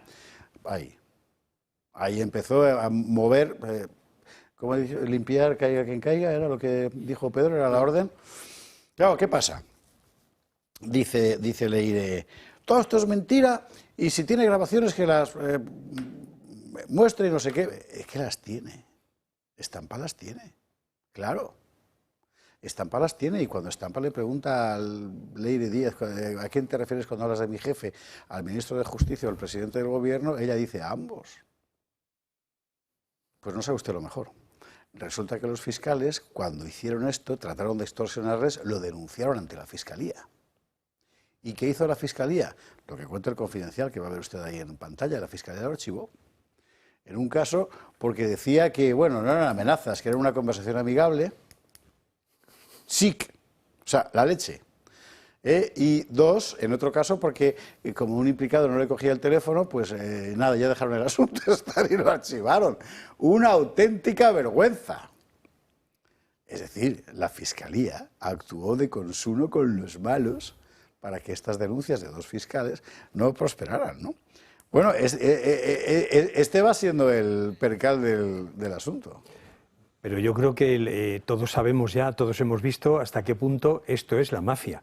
Es decir, creo que aquí en este programa y en este canal fuimos de los primeros que tuvimos claro que lo que había no era un gobierno, ni siquiera un partido, lo que era una organización criminal, mafiosa, que se había apropiado de los resortes del Estado, sí, para realmente crear una red de corrupción, una red corrupta, y es evidente que todo esto, es decir, no hubiera Ábalos, no habría Leires ni similares, si no hubiera habido esa organización criminal ocupando todo el aparato del Estado, a través del cual conceder obras públicas a los amiguitos y de los cuales extraer mordidas para luego llevárselas fuera de España. Esa es la cuestión, ese es el entramado de esta mafia. Y en esa mafia no se escapa casi nadie, es decir, como en el Chicago de los años 20, que hemos hablado muchas veces. Esto es como Corleone, el padrino de Mario Puzo. Es decir, el jefe de la mafia tiene a su vez corresponsales en distintos negocios, las drogas, las putas, el no sé qué. Y en este caso concreto tenemos a nivel del Estado, a nivel de los gobiernos regionales, a niveles de alcaldías, de tal manera que lo que tenemos es una estructura mafiosa que nos roba, que nos extorsiona constantemente y al mismo tiempo, como si están dedicados a robar, no tienen tiempo para que las cosas funcionen. Por eso el deterioro generalizado de los servicios públicos en España es evidente para la inmensa mayoría de la población. Y esto, es decir, que la Fiscalía forma parte, que el aparato judicial forma parte en este sentido de esa mafia, es decir, lo único que hace es deja más a las claras la corrupción generalizada y el deterioro de las libertades democráticas, del Estado democrático, es decir, y al final de la propia sensación de que España está dejando de ser un país y se está convirtiendo simplemente en una satrapía de esa mafia. Sí, bueno, es una más. Esto es una más. Lo triste de todo esto es que nos estamos acostumbrando a que sea una normalidad. Una normalidad que siempre beneficia a la misma persona y en el centro siempre está la misma persona, que es Pedro Sánchez. O sea, es que, como dice Carlos, la mafia siempre tiene una cabeza y en este caso yo creo que evidentemente la cabeza es Pedro Sí, pero yo Sánchez. creo que aquí hay conexiones, es decir, con los anteriores, la mafia del PSOE con Zapatero, Sí. la mafia del PSOE con, es decir, y lo Sí, estamos pero viendo, todos estos personajillos que están saliendo ahora, como Leire Díaz y toda esta gente, la cabeza es Pedro Sánchez. Es decir, no podemos entender Cerdán, Ábalos, Koldo, Leire Díaz, el fiscal general, el hermano de Pedro Sánchez, la mujer de Pedro Sánchez, sin la cabeza visible de Pedro Sánchez. Y todo esto es una cobertura de él. Ahora tenemos, aparte de esto que está saliendo, el otro día Santiago Abascal, estando en Segovia, que tuve la suerte y el placer de acompañarle, bueno, pues ya anunció esa denuncia ante la Fiscalía Anticorrupción por blanqueo de capitales y financiación ilegal.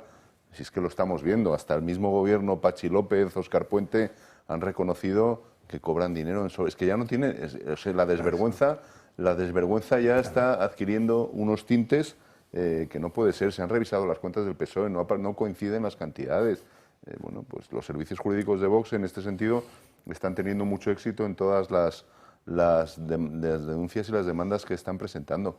Pero es que, claro, la cabeza es la que es y no podemos tener ninguna duda de que es así. Justo sobre este asunto del dinero, el líquido, han salido cosas muy interesantes respecto al anterior gerente del PSOE, Mariano Moreno, creo recordar que se llamaba, que consiguió cifra récord de financiación del partido vía donaciones justo el año de la pandemia. Claro. Qué casualidad. Detalles como, por ejemplo, que 700 euros, pero son detallitos, pero claro, usted luego multiplica la escala, ¿no? 700 euros de los que fueron a parar a Ábalos habían sido ingresados antes en un cajero para pagarle desde el banco, es decir que de otro sitio los habían recibido, o sea, aquí... Un tesorero, huele a azufre. Un tesorero, Mariano Pavón, que ahora está muy bien colocado en el USA, o sea que a todos los tienen, todos los que han estado en el círculo Ábalos, Cerdán, todos están bien calladitos, en paradores, que ahí hubo más gritos que silencios, y en todas las instituciones los tienen bien colocados. Claro, pero es que toda esta información que estamos viendo no puede ser de un gobierno progresista que está todo el día perdiendo la cabeza con cómo nos ayudan, cómo encuentran una solución para la vivienda, cómo ayudan a las mujeres, cómo consiguen que la gente más necesitada cobre un ingreso mínimo vital y salga adelante. O sea, ¿cómo es posible que un gobierno que supuestamente está siempre pendiente del ciudadano, en lugar de eso está perdiendo el tiempo utilizando, permítame la expresión, a la mujer más tonta de España porque tiene cara de tonta y encima les sale bien? O sea, y sean capaces de urdir una trama por detrás y que el presidente en esos 5 días tan enamorado, el corazón en el lugar lo tenía en esa estampa, precisamente por el nombre del fiscal. O sea, ¿cómo es posible? ¿Les da tiempo a todo? ¿En realidad no están a lo que tienen que estar y están urdiendo ese plan y ese tejemaneje para conseguir? Pues eso, es que solo les queda poner cámaras en habitaciones y, hombre, Leire no creo que se insinúe y le pillen para luego chantajearles. Ya lo tenían en las saunas. En las saunas, sí, en esa época, ¿no? Claro. Y ya digo, Leire no creo que la utilicen de Matajari, pero sí que es verdad que este plan está urdido y lo que terminaremos por ver de a cuántos jueces han chantajeado, fiscales, a cuánta gente han intentado, pues eso, poner en un brete para que su objetivo político, que es manejar todo el Estado, salga bien. O sea, que nuestra clase política realmente eso está pensando en listas negras, en conseguir arsenales, en a ver a quién pago, a ver qué putilla me llevo por la noche, en lugar de estar, pues eso, hacernos la vida más fácil, ¿no? A conseguir que los servicios públicos funcionen. Es absolutamente trepidante lo de... A mí hay una cosa aquí que desde el punto de vista político esto es enormemente relevante por muchos motivos. Primero, objetivamente, porque tenemos un Estado en manos de una banda criminógena. Digo criminógena de momento, pero en fin, claro, eso nos afecta a todos. Luego, porque el tejido de pactos que esta gente ha organizado ahora los tiene muy atados a los que pensaban que controlaban. Pienso en la señora Nogueras, por ejemplo, que lo tiene francamente complicado ahora para escaparse de ahí. A los de ETA no, porque les da igual. A estos, en fin, han conocido corrupciones mayores, ¿no? Pero claro, póngase usted en el lugar de la gente de Junts. ¿Qué hace? Pues lo que ha dicho hoy la señora Nogueras en las Cortes. Claro, de eso de que la gente está hasta las narices de todos nosotros y a lo mejor más que el cambio de hora y quiere a la hora del cambio. Yo sinceramente, ahora preguntaremos a los contertulios, no me creo nada. Es decir, ni Junts, ni Bildu, ni nadie, ni ninguno de todos estos grupos ultraminoritarios a nivel nacional tendrían la menor oportunidad de tocar poder de no ser precisamente por esta sucia constelación. Ahora, es una trampa. Cada día que pasen a su lado se van erosionando. Se los Cita de alguna manera. van absorbiendo. Sí, es verdad. Hombre, Junts siempre tiene esa posibilidad, ¿eh? O sea, yo no descarto que el PP en un momento dado pueda gobernar con Junts y darle algún tipo de concesión. O sea, Feijóo lo intentó nombrar ministro a Aitor Esteban, de Industria, le ofreció una serie de condiciones a Junts que al final pues las conversaciones saltaron por los aires porque la ambición de Junts y la voluntad política de Junts está muy por encima de lo que el PP siempre ha deseado en España, pero bueno, yo creo que ellos están en el cuanto peor mejor para ellos. Y cuanto más débil esté Sánchez, más corrompible y más muestras de su corrupción, más pueden pedir ellos. Yo creo que están en ellos. O sea, cuantas más muestras de debilidad veamos en Sánchez, no solo a nivel parlamentario, sino con las informaciones que están saliendo, más oportunidad tiene Míriam Nogueras de decir, oye, que la castellana quiero que se llame Junts Companys y que mañana se llame así. Sí, no, ellos están en estas. Lo que pasa es que yo creo que, y me parece a mí que la intervención de Nogueras sería interesante,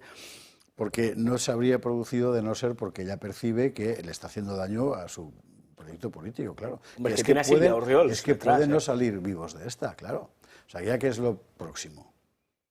Que cuando veas un catalán por la calle tengas que hacer una inclinación. O sea, ese tipo de gilipolleces no solucionan para nada un problema al ciudadano catalán común. Y al contrario, la erosión sobre esta gente está siendo cómplices de todo esto. Miriam, que es que eres cómplice del aire. ¿Eso cómo se duerme con eso? Pero son cómplices de todo esto, pero yo no descartaría lo que dice Josué. El Partido Popular nunca se ha negado y sigue sin negarse a conversar, o algo más que conversar, con gente como Junts o con gente como el PNV. Pero ¿qué ocurre? Que no llega. ¿Dónde va a llegar con Junts y con el PNV?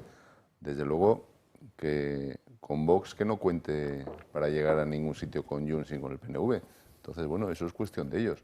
Y en cuanto a la corrupción, pues claro, está tan enraizado dentro del ADN del gobierno y de todos los que han pactado con el gobierno, que luego ocurren lapsus como el de ayer de Yolanda Díaz, claro. Es que no es un lapsus ya, yo creo que es que le traiciona al subconsciente, es decir, vais a tener 2 años más de gobierno corrupto. Y es que es el subconsciente, es que lo están viviendo tan desde dentro y tan de esa manera que les sale así, ¿no? Lo que pasa es que Sánchez ha aprovechado lo del lapsus que le ha recriminado Feijóo para decirle, oiga, usted de lapsus, la verdad que... Sí, que también le ha dado esta mañana. Tiene sí. Un rato, porque Feijóo una vez asoció Badajoz a Andalucía, Huelva la colocó no sé dónde, o sea que a veces también... George Orwell, el libro de George Orwell que lo escribió no sé Sí, cuándo, lo que pasa es que, bueno, Machado dijo Sánchez dijo que Machado había nacido en Soria. Sí, es verdad. Sí, que aquí la han tenido todos, pero vamos a líneas generales, el nivel cultural medio de nuestra clase política es espantoso, no hay más que oírlos hablar, a todos, ¿no? Lo de Yolanda Díaz, sin embargo, es interesante porque cuando rectificó, repitió el error. Hoy ha sacado un vídeo en redes ella diciendo que sí, bueno, claro, se ha equivocado. ¿Por qué? Por los ruidos y las algarabías. Dicen, son infumables. Pero bueno, yendo al fondo de la cuestión, Carlos. Yo es que soy mucho más pesimista que vosotros. Yo creo que estamos en un momento crucial para España. sin que haya ninguna herramienta legal para cambiar la situación. Es decir, ninguna herramienta institucional. Exacto. Y eso es una cosa terrorífica. Exacto, eso es lo que quiero decir. Es decir, estamos en un momento en el que la mafia ya no solamente es evidente, sino que la mafia está afectando a prácticamente todo, es decir, a prácticamente todos los estamentos del Estado. Porque ya no solamente hay políticos corruptos, es que tenemos parte de la justicia corrupta, tenemos parte de los medios de comunicación corruptos, tenemos empresarios que están haciendo eso. Pero no solo eso, sino que tenemos una mafia que ha actuado incluso en sus propias filas como mafioso. Es decir, el tesorero resulta que modificó las listas de militantes para que ganase el que él quería o el que ellos querían. Es decir, que la mafia, como en El Padrino 2, se reúne por un lado el jefe de la policía, el militar, el juez, el mafioso, todos bajo la dirección de los Corleone para ver cómo siguen exprimiendo Chicago, en este caso para ver cómo terminan de destruir nuestro país. Y sin embargo España no tiene ninguna herramienta real, es decir, estamos viendo ya que hablo de real, es decir, ni siquiera el rey, por supuesto ya sé que no puede intervenir en política, pero es que la connivencia del rey con unos corruptos como estos, es decir, a mí me llama mucho la atención. Es decir, me llama mucho la atención que muestre tal simpatía con alguien que es la cabeza visible de toda una mafia criminal que nos está extorsionando. Me llama también mucho la atención, pues eso, que nuestro marco legal, nuestra Constitución, no sea capaz de encontrar mecanismos suficientes o de tener mecanismos suficientes como para que, ante el escándalo que supone que una parte del gobierno esté imputado, que el partido que gobierna está imputado, que una parte de los socios del gobierno están imputados, todos por corrupción, con nuestro dinero, no haya mecanismos legales para hacerlo. La conclusión, necesitamos esta Constitución del 78, está muerta, es inservible, no sirve para resolver los problemas de España y necesitamos no solamente un cambio de gobierno, necesitamos un cambio de marco general, un marco constitucional nuevo. Menudo melón, para hacer un programa, ¿no? La verdad es que sí. Hombre, pero es que es evidente. El tema ya no es una cuestión puntual, ni tres puntuales, es el conjunto que somos incapaces de enfrentar el desastre al que nos están conduciendo. Es decir, ¿y qué hay detrás? Es decir, la Constitución es papel mojado. Los jueces, la connivencia de jueces, fiscales y similares con los corruptos. Es decir, las Fuerzas Armadas están en Lituania, ni se les ve ni se les espera, y de vez en cuando, y una vez al año, hacen un desfile. Es decir, ¿dónde están las fuerzas vivas? Claro, y la población mirando redes sociales y pensando que hace algo con eso. Está claro que sustituir a Leire por Carromero o a Marlaska por Jorge Fernández Díaz, o sea, es que son nombres que todos han utilizado. Me hace mucha gracia que el PSOE viva de hablar de una policía patriótica y de investigaciones de ese tipo como las que estamos viendo, ¿no? Pero evidentemente sustituir a Leire por Carromero es un error. Por eso sacan a Franco, probablemente. Hombre. Por eso sacan a Franco, que es lo que ha hecho hoy Pedro Sánchez. Yo, de verdad, bueno, no lo voy a anticipar. Vamos a irnos a la publi, reposamos y vamos con este asunto que ha sido además al dictado de ETA, que es lo que hace más siniestro y repugnante todo, ¿no? Pero cada vez que Sánchez saca el argumento Franco, le cae encima una catarata de basura. Él sabrá lo que hace. Publi y a la vuelta lo vemos.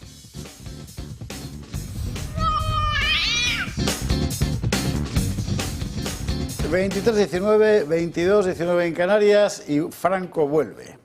Ya iba siendo hora. Usted sabe que aquí los viernes tenemos una sección fija en El Gato de los Húsares, que es ¿y Franco qué piensa de esto? Homenaje al mítico abuelo de Majalrayo, del anuncio aquel, que usted si es boomer recordará, los más jóvenes no. Pero en fin, nos habíamos quedado ya sin material. Nos dio la oportunidad de ir recordando. ¿Recuerda usted que fue a anunciar la conmemoración oficial de los 50 años de la muerte del caudillo, en términos ciertamente oprobiosos, ¿verdad?, por parte del gobierno, y empezar a redescubrir la gente más joven las cosas que hizo Franco? Porque la imagen que tenía el común de los españoles, por las imágenes que se ven en la tele, es la de un señor que un día fue a dar la mano a Hitler en Hendaya y estuvo 40 años así. Y no, claro, por el camino había pasado de todo. Y eso se descubrió. ¿Y ahora qué ha ocurrido? Pues ahora ha ocurrido que este hombre, en su desesperación, y de la mano de la ETA, va a volver a lo mismo. De la mano de la ETA, porque lo que ha pasado hoy en las Cortes es lo siguiente. Vamos. Vamos, vamos. Cuando vienen mal dadas en el gobierno, Sánchez saca a pasear su comodín habitual. Estamos este año celebrando el inicio de la transición democrática como consecuencia de la muerte del dictador. No. Vamos a contar primero lo de ETA, porque explica lo que ha pasado. Y ha sido el intercambio con la señora Izpurua, ¿qué ha sido esto? Fascistas en Gasteiz, ultras en la Universidad de Barcelona, cacerías nazis en Torre Pacheco, franquistas en Ferraz, neofascistas encapuchados amenazando en vídeos y matones ultras desahuciando, que actúan con total impunidad en este Estado. Ya le anuncio, señoría, que antes de que termine el mes de noviembre vamos a publicar en el Boletín Oficial del Estado todo el catálogo de elementos y de símbolos franquistas para que sean retirados de una vez por todas de nuestro país y de nuestras calles. Y se marchó. Y se marchó y entonces se levantó Esther Muñoz, creo que ha sido del PP, claro. Porque esto es pura ignominia. Y lo que ha ocurrido entonces, espero que no nos equivoquemos de nuevo, entre el PP y el PSOE fue esto. Señor Sánchez, antes de que se vaya, jamás le perdonaremos que haya permitido que la mujer que señalaba desde su periódico a gente en España para asesinarla haga estos discursos en esta Cámara. ¡Qué asco! ¡Qué asco! Señora Muñoz, respeten ustedes la democracia. Todos los diputados que se sientan en esta Cámara están legítimamente representando a un grupo de ciudadanos que les ha votado. Por tanto, respeten la democracia. Esto es muy interesante porque es algo que el gobierno nunca ha dicho de Vox. Pero de ETA sí, porque son como son. Bueno, ahora examinamos esta parte concreta. Luego la general, el vídeo que habíamos empezado a ver, efectivamente. El año Franco-Veo, que había quedado suspendido y que ahora vuelve. Iago. Cuando vienen mal dadas en el gobierno, Sánchez saca a pasear su comodín habitual. Estamos este año celebrando el inicio de la transición democrática como consecuencia de la muerte del dictador Francisco Franco. Y ya le anuncio, señoría, que antes de que termine el mes de noviembre vamos a publicar en el Boletín Oficial del Estado todo el catálogo de elementos y de símbolos franquistas para que sean retirados de una vez por todas. Malabaristas, conciertos, actos, todo ello para celebrar los 50 años del fin del régimen franquista. Todo ello ocurrirá en el Congreso el próximo 30 de octubre. ¿Y qué pasará mientras tanto en el Senado? Pues que Sánchez comparecerá por la presunta financiación ilegal del Partido Socialista. Una cortina de humo que de momento le ha valido de poco tras los últimos escándalos de corrupción, pero para muchos de sus seguidores es munición para seguir confiando en las fórmulas del gobierno. Y es que todo vale en este año Franco-Veo, desde conmemorar el calendario de vacunación creado y puesto en marcha por Francisco Franco hasta rendir homenaje a Cerolo o una jornada sobre el Seprona. Pero sin embargo en los más jóvenes parece despertar el efecto contrario y cada vez son más los que se ven interesados por la figura del dictador. A todo ello se suma el apoyo de Radio Televisión Española, que ayer por la noche presentaba el especial informativo El País de las 6.000 fosas. Y ahora que nos acercamos a una fecha redonda, que son los 50 años de la muerte del dictador, ¿cómo fue ese periodo? Y no abrir heridas, como algunos falazmente sostienen, sino precisamente cerrarlas. Aquí no se obliga el trabajo de buscar las fosas a nadie a que recupere los restos de sus seres queridos fusilados, sino que se le da la herramienta, se le da la posibilidad y después que cada uno decida. Por el momento no hay información de una programación especial en el ente público sobre los casos de corrupción que acorralan al gobierno y a la familia del presidente. Al de las fosas, ya sabe usted que el propio autor de la frase dijo que no, que estaba equivocado, que no era verdad. Da igual, porque estos están en lo que están. Respecto a la eliminación de vestigios del franquismo, Carlos Flores Juberías, que esta mañana, por cierto, en El Gato, rápido como es, ha publicado un post interesante, porque, claro, si usted mira Madrid, todos los ministerios son de época de Franco. Si los vas a eliminar, ¿los eliminarás con el ministro dentro o no? Si tiene usted X, le aconsejo que lo siga, aunque lo veremos con más detalle el viernes en El Gato, porque te cuenta quiénes fueron los arquitectos, claro, de esos edificios, ¿no? De todos ellos. Lo mejor es el Palacio de la Moncloa, porque el Palacio de la Moncloa se construye en época de Franco, 1949 al 54, y lo construye un arquitecto que se llama Diego Méndez, que es el del Valle de los Caídos, mire usted por dónde, el mismo arquitecto. Así que Pedro Sánchez tendrá que demoler su casa, si, en fin. Bueno, pues ahí estamos. Yo es que creo que esto es una cortina de humo, de las pocas que ya le quedan, que yo creo que solo convence a los convencidos. Es evidente que Franco hizo muchas cosas mal y es evidente también que hizo muchas cosas bien. Pero no solo eso, sino que convirtió España en un país que estaba destruido, francamente, que no tenía además horizonte político, ni horizonte histórico, ni siquiera horizonte nacional, en un país que se convirtió en la sexta potencia industrial del mundo, según el Banco Mundial, que lo reconoce así el año 67, quiero recordar. Y eso es lo que estos quieren ocultar, porque lo que, claro, que sea la ETA la que diga, uy, es que tenemos que acabar con Franco y tal, no sé qué. Bueno, pues Franco estuvo a punto de acabar con ETA y no lo consiguió. Pero lo que es cierto es que los españoles, la inmensa mayoría de los trabajadores españoles consiguieron una casa con Franco. Es decir, en unas condiciones que hoy no sueñan los trabajadores de la actualidad. Es decir, la educación, los hijos de los obreros fuimos a la universidad con Franco. Y eso es otra de las cosas que es indudable que se tiene que reconocer. Pero es que la regulación del agua, el control del agua, la energía, las centrales nucleares, hidroeléctricas, es decir, las hizo Franco. Es decir, y en mucho más tiempo de que murió hasta ahora, los gobiernos de la supuesta democracia, no han hecho ni la mitad de cosas. Y yo no soy franquista. Es decir, a mi abuelo lo fusilaron las tropas franquistas en mayo del 39. Es decir, con lo cual, familiarmente no tengo ningún aire de franquista, pero es indudable que el periodo, objetivamente, el periodo de Franco desde el 39 hasta el 75 fue un periodo de progreso y positivo para el conjunto de la población española.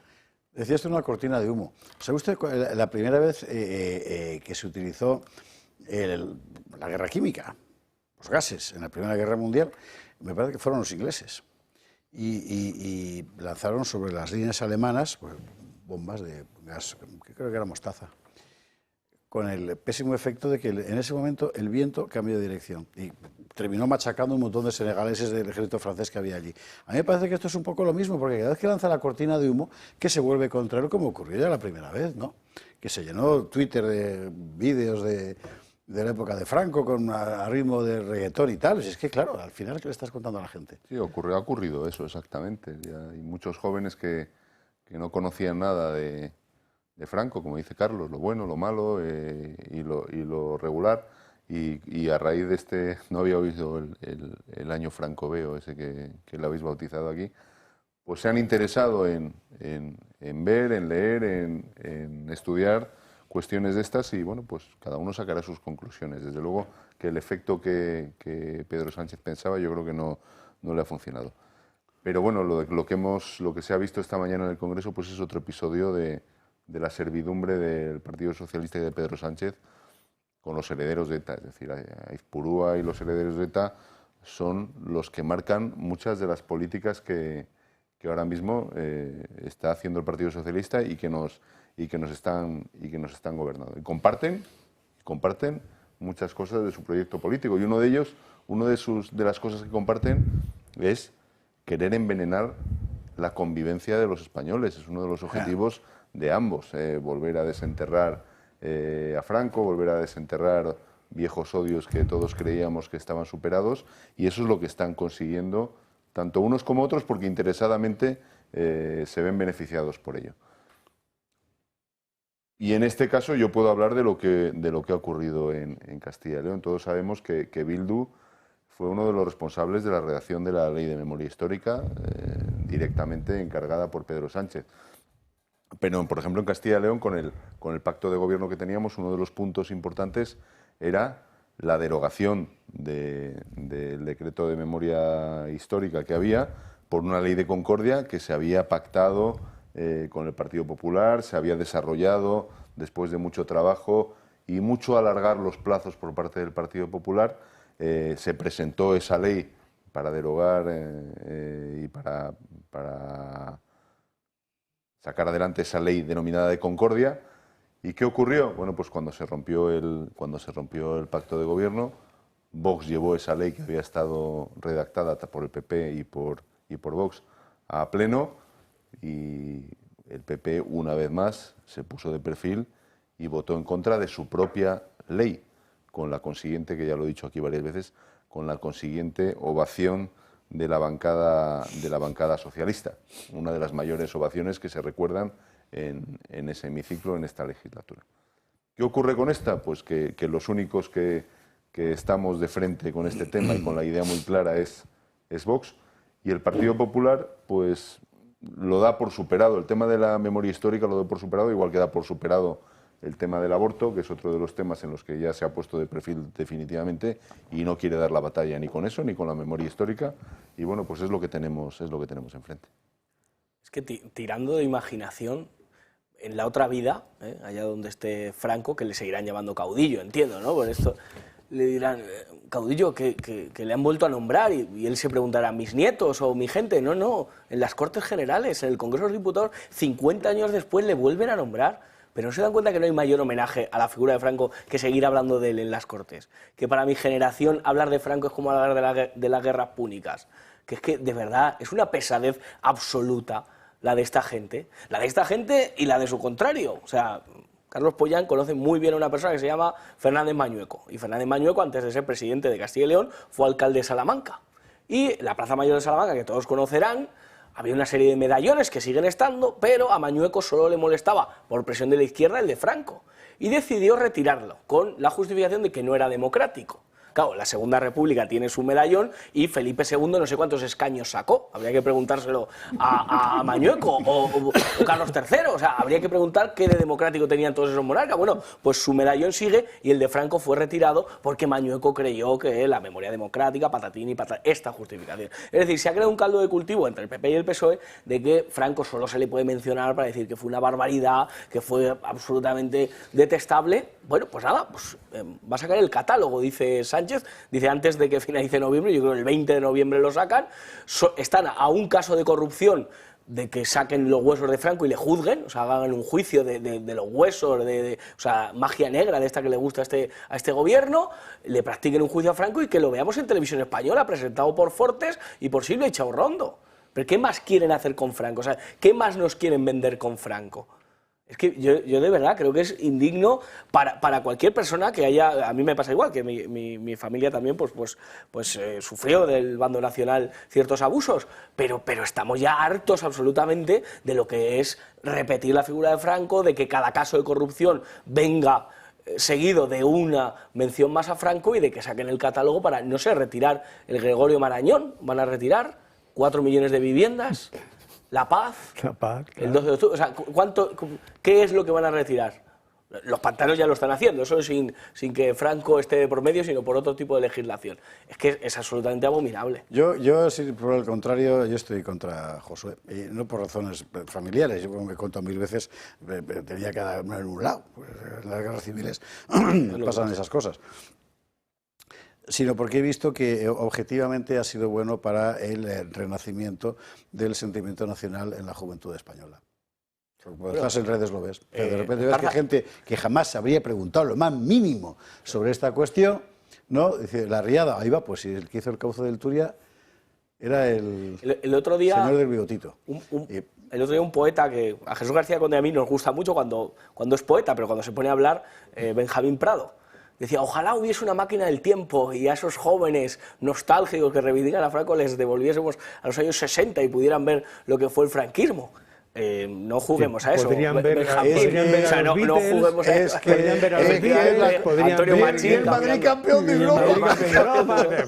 Por favor. Como el abuelo de Majalrayo. Eso es. Es que, ojo, ¿sabe usted qué pasa? Vamos a ver. Hay generaciones, pues la mía, en fin, ha crecido, incluso la de Carlos Astiz, que es mucho más mayor, que ha crecido en un condicionamiento ideológico de, bueno, hemos pasado aquí a un mundo nuevo que es el de la democracia, vale. Pero hay otras que no tienen ni siquiera el recuerdo. Y es verdad, en ese sentido tiene razón Josué, que cuando abren una página es como si estuvieran viendo las pirámides de Egipto. Y lo que dicen es, qué gente más rara eran los egipcios, ¿no? Dice, ojo, qué pirámide. Claro, es que ese es el tema. Y cuando le preguntas a tu abuelo, su casa como es que la tiene, que tú no puedes. Y tu abuelo era fresador, y tú eres máster en dirección de empresas por no sé qué, y no vas a tener casa nunca. Claro. Pongo el ejemplo de la vivienda porque es el siguiente tema del guión, pero es que me parece que es el más claro que hay. Y es donde para la gente es mucho más perceptible. Muchos españoles, la inmensa mayoría, hemos crecido en familias que medio siglo atrás jamás, bueno, medio no, joder, ya son más, 3/4 de siglo atrás, jamás habrían soñado con tener una casa en propiedad, un automóvil, vacaciones pagadas, los hijos y los nietos en la universidad. Claro, no, pero esa transformación del país fue en esa época. Entonces, ¿la quieres negar? Da igual, si es que al final hay realidades que se imponen solas. ¿Vas a multarme a mí por decirlo así? ¿De verdad? Vamos a hablar de vivienda. Sí. Vamos a la publi y a la vuelta hablamos de vivienda. Y a ver si Isabel Rodríguez, ahora que rescatan tanto vestigio y todo eso, que Isabel Rodríguez vea lo que se puede hacer en materia de vivienda. ¿Es Rodríguez o González? Nunca me acuerdo. Rodríguez, ¿no? creo que es. En materia de vivienda. Claro, por ejemplo, sin ir más lejos, ¿no? Que le pregunte a la familia Girón que guarda los archivos.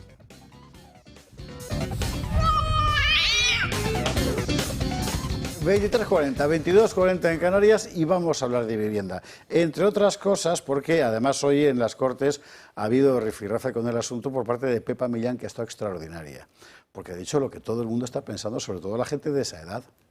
Bueno, por partes. Javier López Rey nos cuenta la cosa de la vivienda y el mogollón que se ha planteado en el entorno gubernamental. La vivienda en España y en el mundo sigue siendo uno de los aspectos más polémicos a los que la sociedad se enfrenta actualmente. La cantidad y calidad de viviendas ponen de manifiesto la dificultad que poseen las nuevas generaciones a la hora de emanciparse. Tal es así que el 60% de la población española tiene algún problema en relación con la vivienda, y es que tener o vivir en una vivienda son conceptos muy diferentes. La construcción de las mismas se ha ralentizado desde el año 2014, lo que ha dejado una oferta insuficiente y una demanda creciente, y frente a esto, los precios suben debido a que hay gente que está dispuesta a pagarlos. Los datos más recientes sobre el mercado inmobiliario en España reflejan un notable incremento en el precio de la vivienda. Según el INE, el precio medio se situó en 2.021 euros por metro cuadrado durante el tercer trimestre de 2025, lo que supone un crecimiento interanual del 11,89%. Además, este mismo instituto informó una variación anual del 12,7% en el índice de precios de vivienda en septiembre de 2025,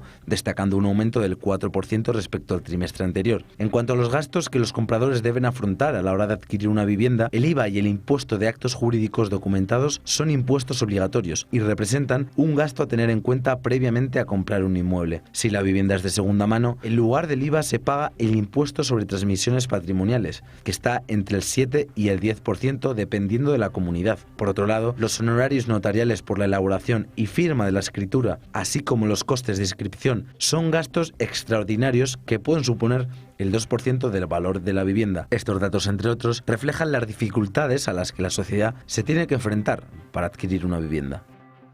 Y el suelo. Y el suelo y un clásico desde los tiempos, en fin, cuando un bien es escaso es muy caro. Cuando es menos escaso es menos caro. Si construyes más vivienda porque habilitas más suelo, será más barata que si no. Y es una cosa que en Podemos asombrosamente no entienden. Porque como tienen esas anteojeras que tienen, están en la... Pues lo que hay que hacer es no construir más viviendas. Cada español una vivienda, cosa que yo aplaudiría, efectivamente. Y el que no la tenga para vivir, se la expropia. Dice, oiga, ¿con qué derecho? Claro. Pero sobre todo, ¿por qué no construir más viviendas? Dice, no, es que hay especulación feroz, que eso es verdad, precisamente porque es un bien escaso. Claro. Solo pueden comprar a los muy ricos. ¿Para qué? ¿Para ponerla en común con Yone Belarra? No, para ganar más dinero.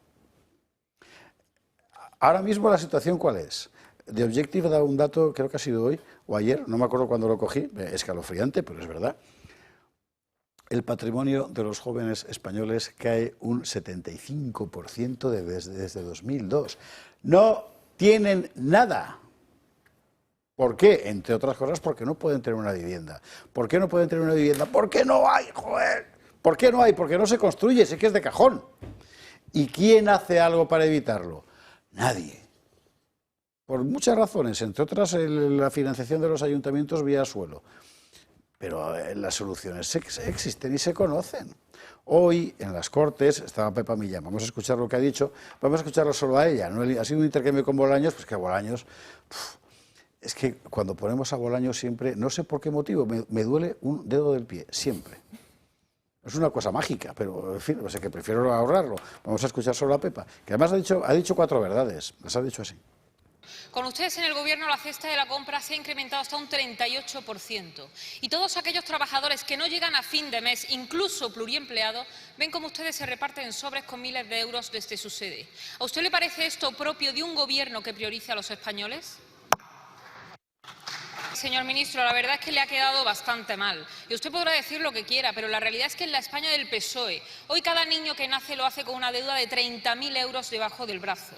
Que ese niño cuando crece, el 85% de los menores de 35 años siguen viviendo con sus padres cuando hace 15 años esa misma población eran propietarios. Y ustedes nos acusan por denunciar esto de estar fuera del sistema. Y por supuesto que estamos fuera del sistema de ese bipartidismo que ha hecho que mi generación sea la primera que vive peor que sus padres y que no se puede emancipar porque ustedes, juntando todas sus promesas, nos deben ya 2 millones de viviendas y no han construido ni una sola. Y mientras todo esto ocurre, desde su partido se ampara la corrupción, se ampara el delito y se ampara al brazo político de ETA, como ustedes han hecho hoy aquí. Los únicos homenajes que hay que prohibir son los Ongi Etorri, que ustedes también celebran. Son, en definitiva, una banda, donde unos se dedican a saquear y otros, entre los que se encuentra usted, de momento se dedican a diseñar el blindaje técnico ante su corrupción. Eso es lo que ha hecho desde que llegó. Este Gobierno es incompatible con el proyecto de vida de los españoles, que han trabajado,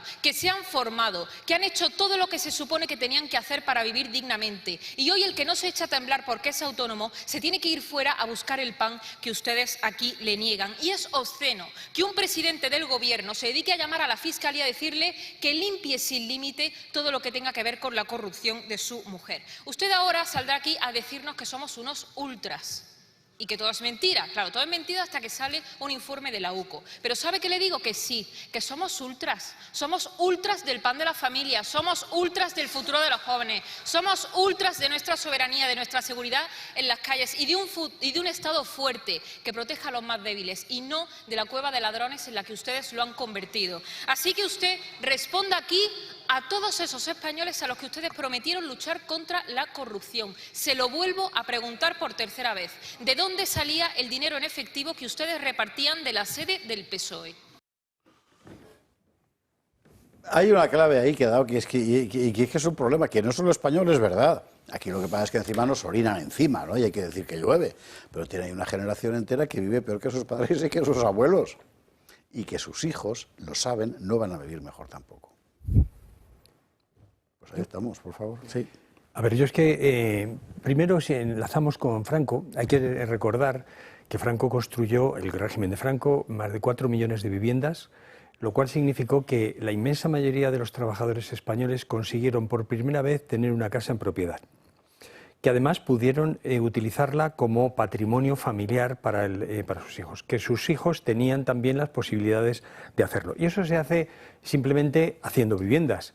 Y para eso el régimen de Franco organiza la Empresa Nacional de Vivienda, el Instituto Nacional de la Vivienda, y los gobiernos posteriores, sobre todo los alcaldes socialistas que llegan a las grandes ciudades, lo que hicieron fue no hacer ningún piso, pero quitar todas las plaquitas que recordaban que el Instituto Nacional de la Vivienda las había construido. Yo creo que eso es una de las cosas claras, pero Franco en un momento determinado, en una entrevista creo, o en un encuentro con Girón de Velasco, que era entonces ministro de Trabajo y uno de los responsables de todo el componente social del régimen de Franco, es decir, una de las cosas que plantean es cómo tiene que ser la vivienda de los trabajadores. Y una de las cosas que dicen es, la vivienda es el centro de la vida familiar. Y esto enlaza con ese proyecto, en este proyecto criminal de este gobierno, de hacer que la gente no tenga nada y sea feliz, de que no tenga vivienda, porque realmente uno de los objetivos centrales de la Agenda 2030, y perdonadme, pero está conectado con todo este plan, es reducir la población.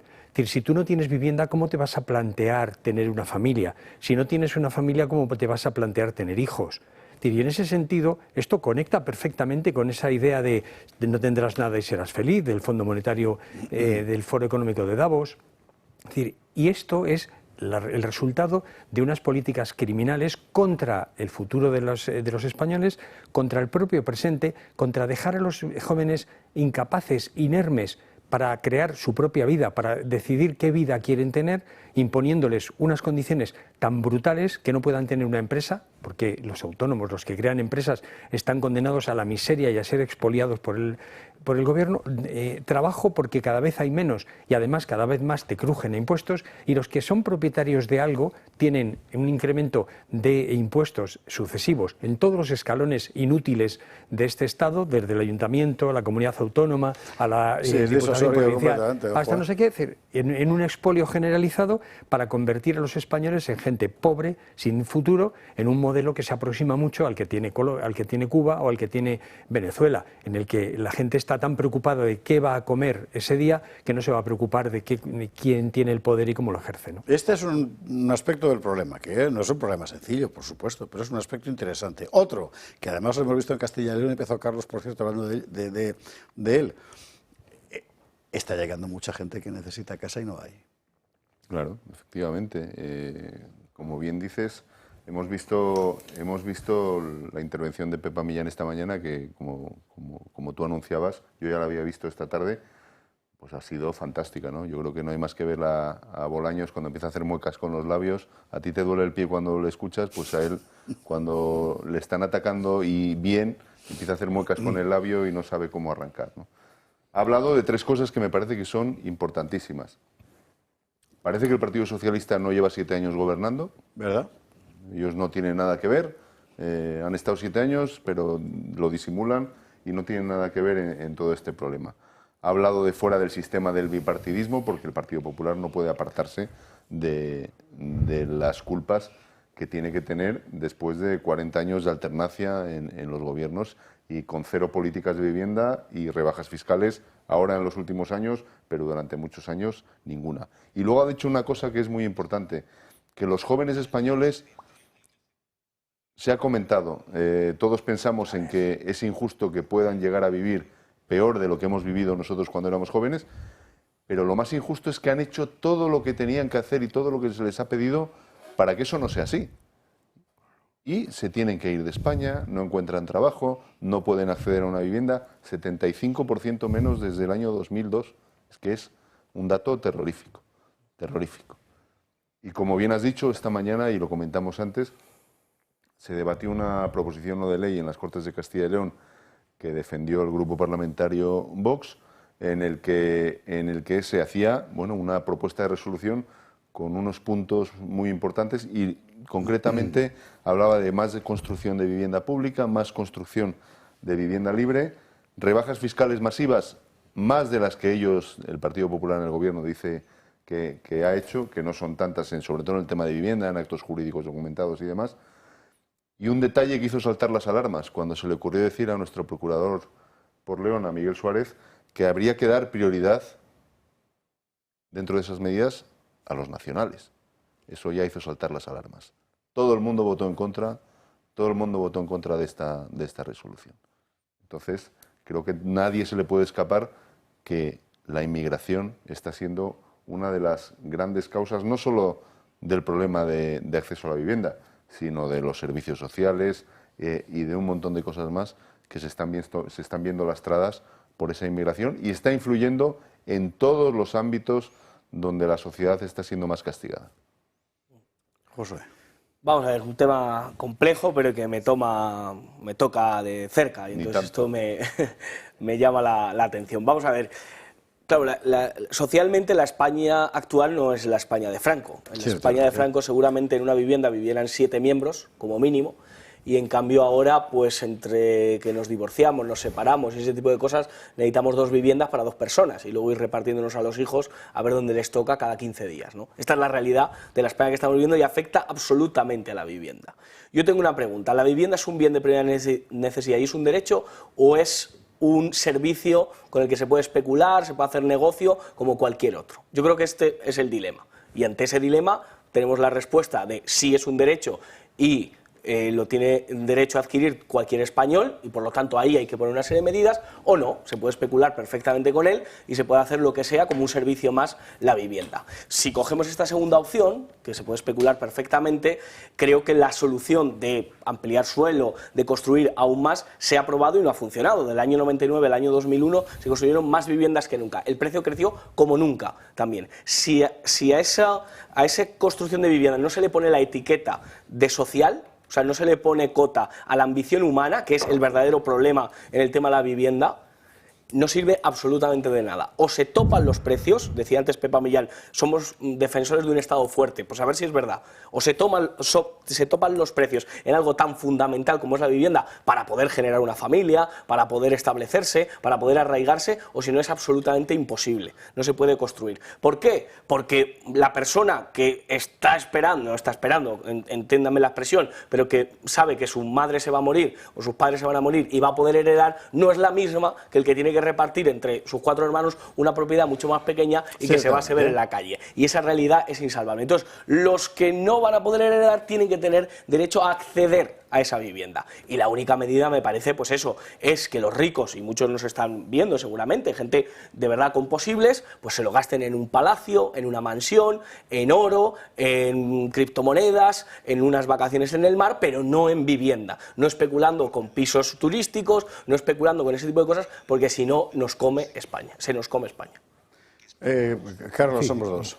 Yo creo que no, es decir, yo creo que el problema real es precisamente todas las trabas burocráticas que se ponen, todas las trabas que se ponen. Es el chocolate del loro. No, esto es, pero si tú no tienes suelo, es decir, además es que se vio con claridad, es decir, Franco construye 4 millones de viviendas, sociales, liberando suelo, sociales, y además construyendo más de 300 pueblos nuevos, con el Plan Badajoz, por ejemplo, pero hubo muchos más.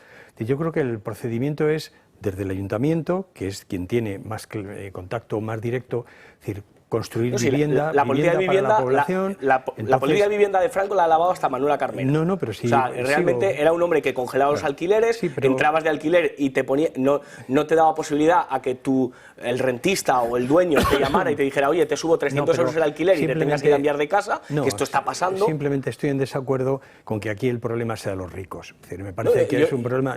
Yo digo que a los ricos hay que darles. Si me permites que termine, es decir, yo creo que los ricos tendrán las opciones que quieran, pero me parece que la responsabilidad del Estado a todos sus niveles es proporcionar suelo y proporcionar viviendas para que la población se desarrolle, tenga una vida, sea capaz de crear una familia, pues si realmente tienes un proyecto de vida nacional, de vida en la que las familias son una parte esencial para construir esa nación.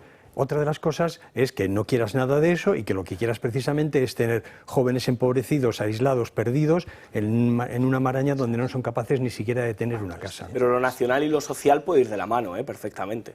O sea, no eres un peligroso bolchevique antinacional por defender que una justicia social en el ámbito de la vivienda puede estar presente, ¿no? Lo que pasa es que normalmente los procedimientos de tope de precios no han funcionado nunca. Bueno, en Austria les ha ido muy bien, en la ciudad de Viena, hombre, eso están ahí los datos. Y en Berlín les ha ido fatal. Es que depende del mercado que tengas y de la gente que tenga. Al final la vivienda es una cosa que se hace para la gente.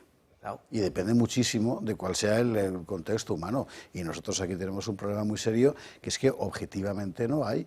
Y por el contrario, tenemos, cosa que en Viena no hay, suelo a manta de Dios. Claro, pero si ese suelo, Ayuso el otro día dijo, BlackRock es el mejor momento para invertir, os pongo la alfombra roja. Se lo dijo Ayuso a BlackRock. Pero bien, si vale, pero no es una cuestión de BlackRock, pero si es que que de acuerdo, sí es verdad, pero el problema no es BlackRock.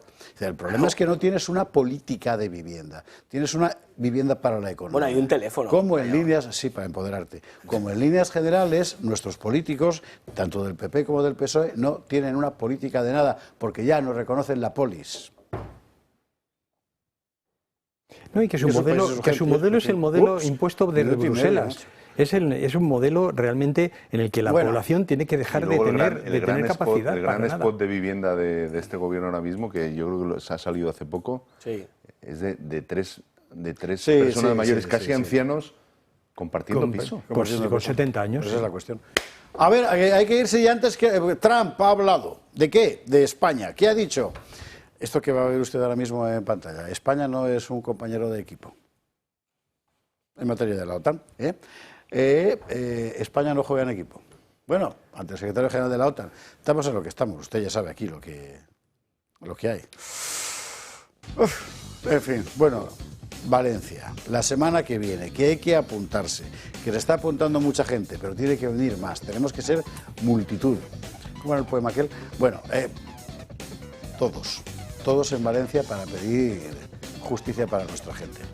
La semana que viene, en Vegas Events, programa especial desde Valencia sobre la riada, lo que no se hizo, lo que se debía hacer, lo que hay que hacer y no se ha hecho, las consecuencias, y aquí quién va a pagar de verdad, más allá de las manifestaciones contra Amazon. Lo veremos, pero hay que apuntarse. Josué Cárdenas, Carlos Pollando, Carlos Astiz, muchísimas gracias. Y ustedes, mis redes, por estar ahí, y nosotros mañana más gato. Adiós.